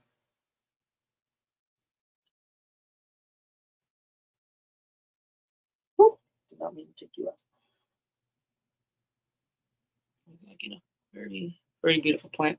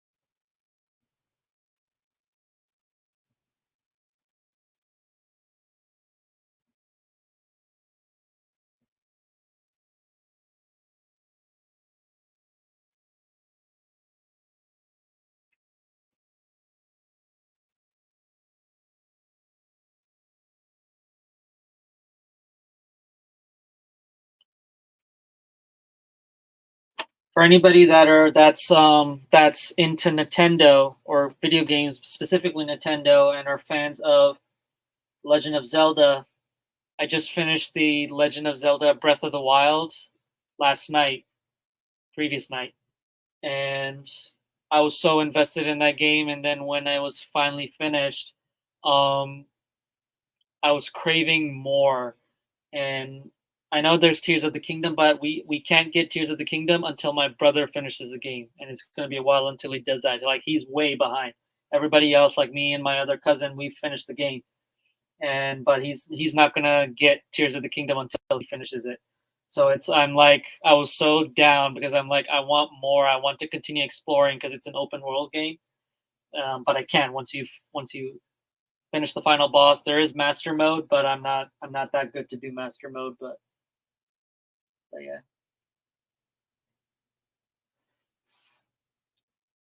I like to keep up with hobbies as much as I can. Obviously,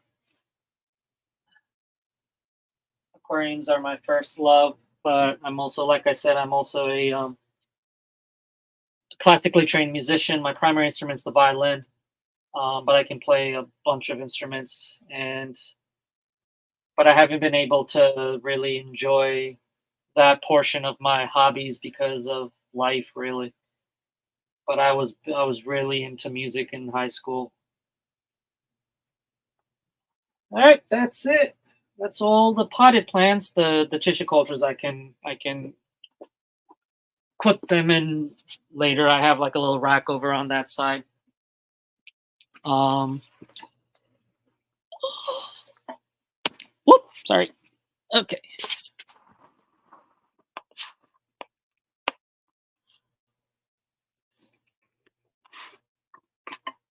So Scotty came back. I'm not craving video games. I'm craving more ice cream. You know, patience, my dear friend. Don't overindulge yourself. Um, where is Myrtle? He loves classic movies. That's a good point. I haven't seen him at all today. Did he pop in the chat? I don't. Probably not. But that's interesting. Didn't know he was into classical music. But yeah. So that's pretty much it for. Oh, hello. Excuse me. So so yeah, once I'm done the live stream, I am gonna go on to my dashboard. You guys place an order, appreciate it, and I'll start working on those. Scotty, you'll get yours first, just because um it's gonna be local pickup. Obviously, we just have to figure out when um when you're working, when I'm working. Myrtle is a composer and all that fancy smart music kid stuff. Hey, I'm a composer too. Well, no, I'm not a composer. I'm not that talented. I am a arranger and orchestrator. So what that means is arranger, orchestrator. Let's say Myrtle, who's a composer, he writes a piece, a piano piece, right? And then me as an orchestrator, it is my job to turn that piano piece into a full orchestra piece. Write it for full orchestra or for whatever musical ensemble the composer asks me to do. On top of that, as an orchestrator, I would be the one leading the ensemble. Um, Things like that. Arranger, same concept, but it's just arranging the music for, let's say, I take Bach's Toccata Fugue in D minor and I arrange it for full symphony orchestra or a string orchestra or a concert band or whatever, things like that. That's what I'm into. And then obviously playing instruments. So I have a violin, I have a viola, I have a kid's accordion, but it's a good quality accordion. I have recorders. I just acquired a trumpet. Um, I used to play trombone, but it was a school-owned instrument, so I had to give it up. But I hopefully one day I'll have enough money to buy trombone. I played the one that had the C trigger on it. If any of you are brass people, you might know what I'm talking about. But anyway, um, you get to hold the fancy stick on stage. Yep, I do. Actually, no. Jeff, my conducting style is not with the baton, is what it's called. I just use my hands. So I'll just use my hands and use expressive hand movements to conduct the orchestra. I don't use a baton. If I have to, the only time I use the baton is for like marches, for like um, marching band, things like that. It just depends. But I tend to try not to use the baton. I like to just use my, because the last time when I was in high school, we had a substitute for my orchestra teacher, but like she would allow me to lead the orchestra, and I would use the baton obviously. And there were times where I would get so into the music because we were playing Mozart and and I brought the baton down and I was going to lift it up, and then the stand that had the score in it, I hit the stand, and the stand was about to fall off. And it's like one of those professional conductor stands, so it was going to fall off, and somebody who was playing the cello grabbed it while I was grabbing onto it and still conducting. And so after that, I was like, I'm not dealing with the baton. I can't deal with that. Um, I have summoned I have summoned Myrtle. Scotty says Steven plays the trombone. Okay, cool. Jenna and Steven are band geeks too. I think I heard that before. I think it was mentioned that they are musically inclined, which is cool. Jeff says two of my daughters were band geeks as well. Yep, yep. It's interesting because I go to school for marine biology, but when I was in high school, I actually changed my mind from marine biology to film composing, film scoring. because I was a huge fan of like Danny Elfman and his work with Tim Burton movies, and so I wanted to do film scoring. And my parents weren't keen on me doing marine biology, but they were definitely not keen on me doing going into music. Actually, my mother said that when you get a normal job, and you save up enough, you can go back to school and get your music degree. And I'm like, no, I'm not gonna do that. I can barely get my graduate stuff done, and let alone go back to school and get a whole nother degree in music. No, thank you.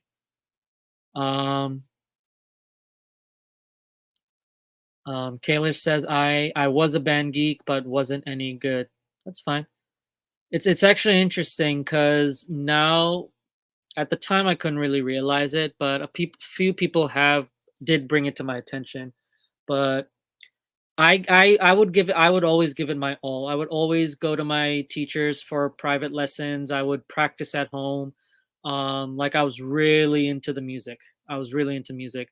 And so I would obviously play the music as best as I could. And I hate saying it because I like to believe it wasn't the case, but I have been told that there was jealousy.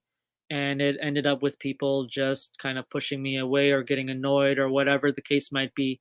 Um, but my teachers always appreciated that I put in the effort. And I remember when I was graduating, both of my band teacher and my orchestra teacher both told me, they were like, don't give up practicing, don't give up playing these instruments, okay, keep it up, even if you're not going to school for it. And lo and behold, I ended up not really practicing it much, so I am rusty, very rusty.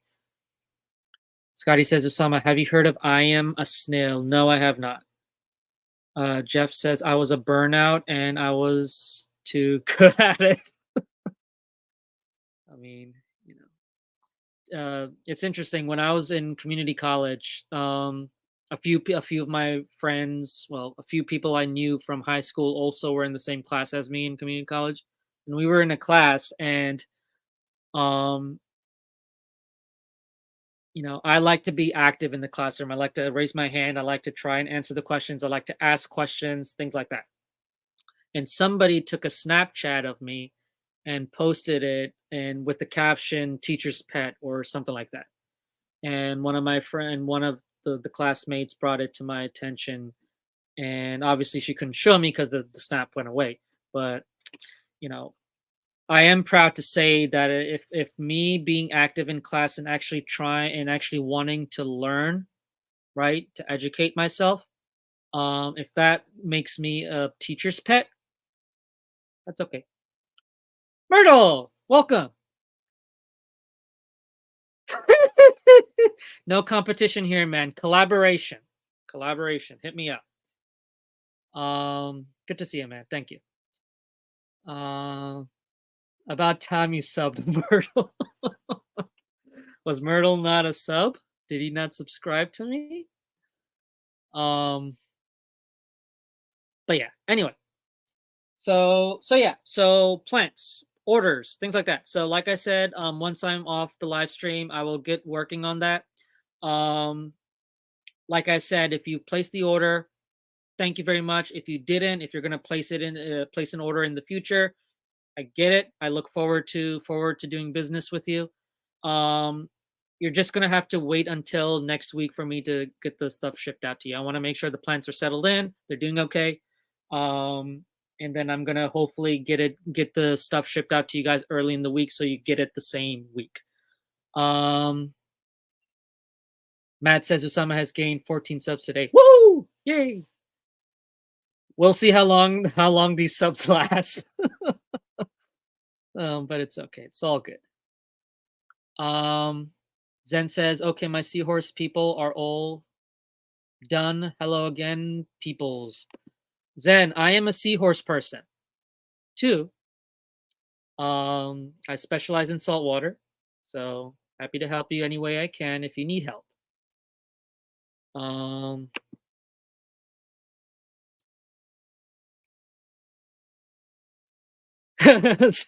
Zen, good thing you weren't here. You would have cried. Yeah, we had I kind of lost it a little bit. I got too emotional.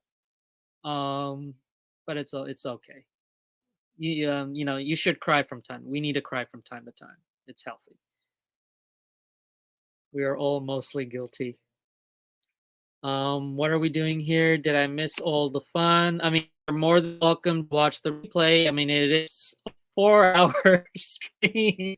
So good luck with that. Maybe put it in the background if you're doing anything.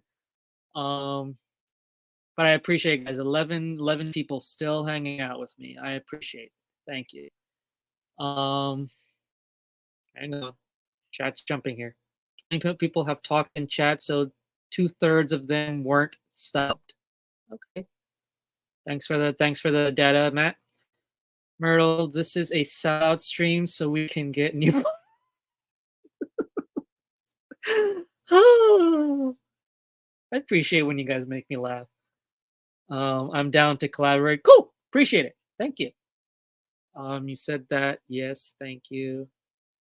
Scotty, now you have to repeat the story for Zen word for word. I mean, Scotty was involved in that story that made me start to cry. So, um, yeah, if you want to know what got me crying, um, watch the replay, and that's all I'm gonna say because I'm already choking up again.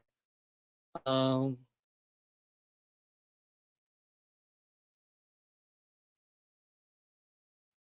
so Fish on Lane current views 10, max views were 17, like count 19. Appreciate it, guys. Thank you very much. But yeah, so yeah, so like I said, thank you guys for stopping by. Thank you for the support as always. Even if you didn't buy anything, I get it. Just having you guys coming onto the website, just seeing what it's all about is as much of a joy giver as me getting a notification of so and so just placed an order with you. So I do appreciate it. If you guys have any other questions, I'm still available for a couple more minutes. Happy to answer any questions you guys might have. Um, Myrtle's like, wait, I just got here. It's a 4 hour stream, my dude. I gotta, I'm getting hungry. I wish I could go on for longer, but Scotty just decided to summon you late. It's his fault. Blame Scotty. Um, Steve and Jenna Bex, the Devil are the singers, and Myrtle wrote the music. Cool.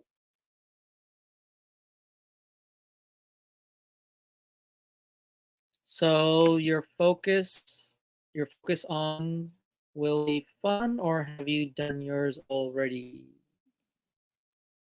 Zen, do not know what you're talking about. Clarification, please. Sorry if I missed something.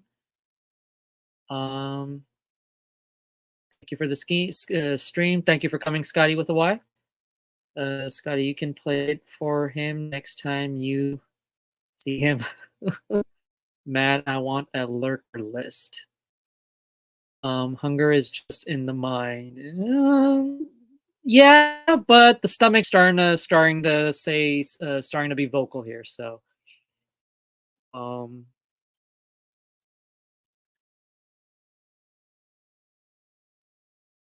Rico's focus ons where I like to make grown men cry.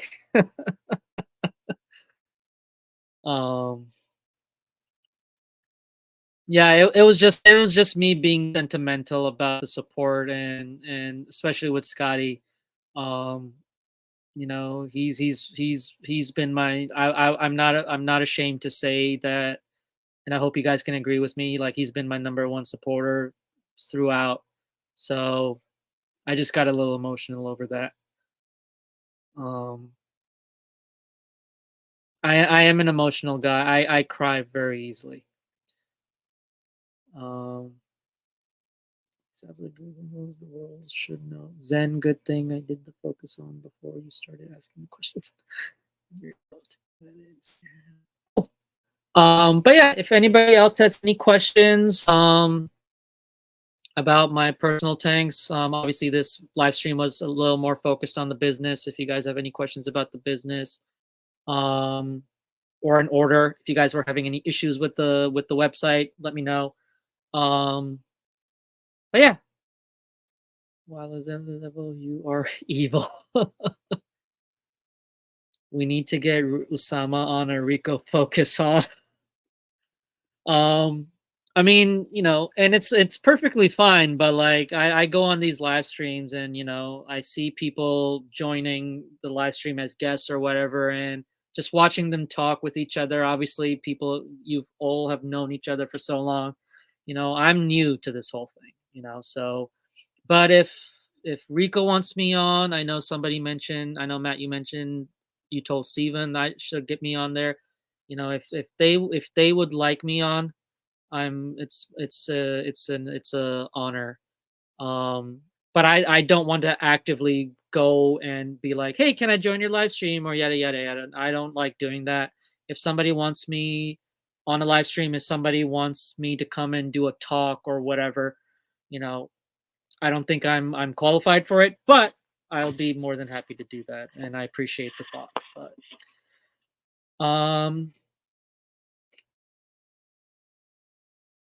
Kayla says I agree. It would really boost your website. Appreciate that. Fish Family has done a lot with that, and I do appreciate it. Um, Scotty, and yet you will poke at me about streaming. Osama Rico wants people to email him to be interviewed. Okay. I mean, I don't have his email. If you have his email, Scotty, feel free to send it to me, and I can reach out to him, and if he wants me on, totally fine. I just don't feel comfortable doing that. You know. Um, I would rather go on something on my own merits, like that that somebody was like this guy should be on this live stream. I want him on the stream. He's interesting. You know.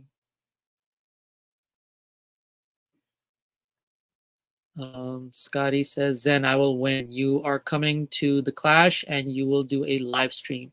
I may be in a nursing home, but it will happen. Ay, ay, ay. Scotty, you can talk to Sam about how it works. Yeah, I'll reach out to Scotty. He can let me know. He always does. Um, okay, Myrtle has it on there. Rico at Rico Stan. Okay. Did it go through that time? Yeah, Myrtle. I think what you were trying to do came through. I'll still reach out to Scotty. He'll help me out with it. He always does. Um, yeah, I don't have mods yet. I'll have mods the next time I live stream. I promise, guys. But sorry about that. Um, Kayla says, I think at least 5 people said they'd like to know more about you. That's better than I was hoping, to be honest with you. Um, I also messaged Rico telling him to tell Osama he is invited. Okay. I do go on Rico's live streams from whenever I can. I do miss them sometimes. Um, but yeah.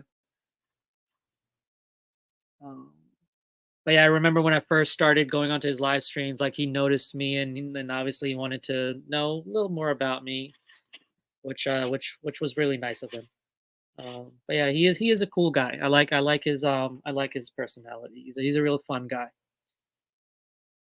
Um, Myrtle says fooling the Google moderator is harder than I thought. It's okay, Myrtle. We're good. Um, so Matt recommends Myrtle being a moderator. He ticks all the boxes I mentioned earlier. Cool. Sounds good to me. Um, a lot of it is not even fish related. He talks about how you got here and started, but then it's mostly fun questions like what's your favorite sandwich? It's not like you need skills. See, the thing with me is I suck with things like that. I would rather talk about fish and the science behind it and all that stuff, the history of fish keeping, talk about different well-known aquarists, things like that. I'm more comfortable talking about that than somebody asking me questions like that, like fun questions like that. It's just a social anxiety thing. But no, I'm totally whatever type of interview it is. Like I said, I've been on his focus on interviews, and they're really cool. So yeah, if he's willing to, he's happy to have me on. I'm totally fine with it. No way anyone can make them all. He streams a lot. Yeah, he does. He does. I think out of the people that I do follow, he streams the most. I agree with that. Scotty says Osama Rico will make you comfortable. I'm pretty sure. I'm pretty sure he did. He will. No doubt about it. Osama, his focus on streams are actually really great. He does a good job getting to know people. Yeah, like I said, I've seen the stream, so totally. It's just you never know with me, to be honest with you. I never know with myself. Zen knows all about social anxiety. Woohoo! Social anxiety club. Let's go. When aren't you napping, Matt? Yeah, I could have used a nap, but instead I decided to live stream. I usually when I come home from work, I go straight to my bed. Whether or not I will fall asleep or not, but it's like I need to turn off. Everything needs to turn off. Um, Scotty and more all the time. Zen Ginger, most of the fish. At some point, I am gonna get Scotty back on my live stream because the first he was my first guest on the live stream, and I was supposed to he was supposed to talk about how he started in the hobby, but it ended up him just interviewing me. So Scotty, at some point I'm gonna get you back on the live stream, and we're gonna learn more about you. Um, there you go, Zen. You heard him. Get on a stream with Tasa. I'm down with it. I'm down with having more people as guests. But keep in mind, it's not going to be like Rico's stream where it's just fun and just getting to know me. Like when I get guests on my stream, it is going to be the live streams are going to be educational. They're going to be fish oriented. Um, if I do get, I doubt it's ever going to happen, but if I get like prominent aquarists and master breeders and things like that, it'll be questions like about questions about them. Um, but yeah, I definitely wouldn't mind having somebody else all sharing the screen with me, so it's not just me blabbering all the time. I would absolutely volunteer for treasurer of the social anxiety club. Just saying, sounds good. Scotty, that's not how being socially anxious works. Put two of us together and we'll just stay in our corners. We don't get less anxious. That is true. That is very true. Um, Myrtle, right? Excuse me, starting to get hiccups. Then I would be president, but that's too much social pressure. Yep. I was the president of the Stock and Aquarium and Aquaculture Club, and whew. I don't know how I managed to keep that club running, but I was able to keep that club running, and it's doing well now. Probably better than when I was the president. That's for sure.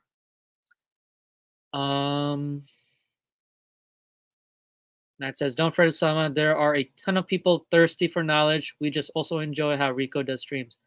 Not bashing Rico at all. It's a good break. It's a good break to have. You know, too much knowledge information can fry the brain. To be honest with you, it's good variety. That's for sure." Okay, I sent the snail video and Rico's email.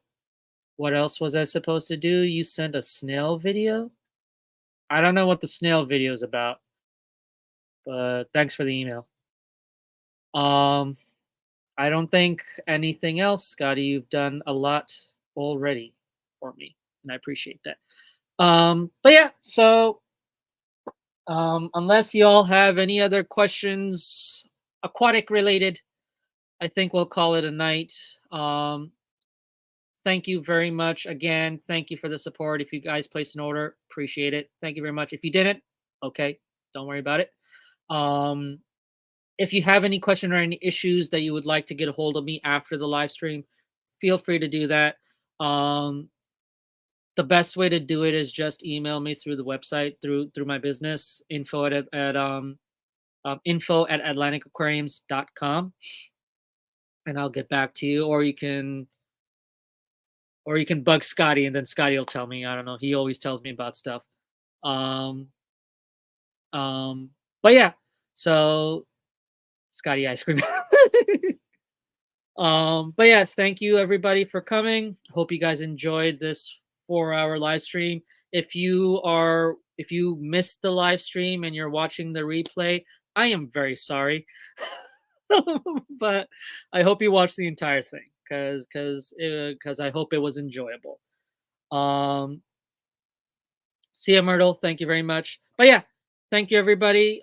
Stay safe out there, stay warm, and I'll see you guys around, maybe in another stream. So take care of yourself. Happy fish keeping.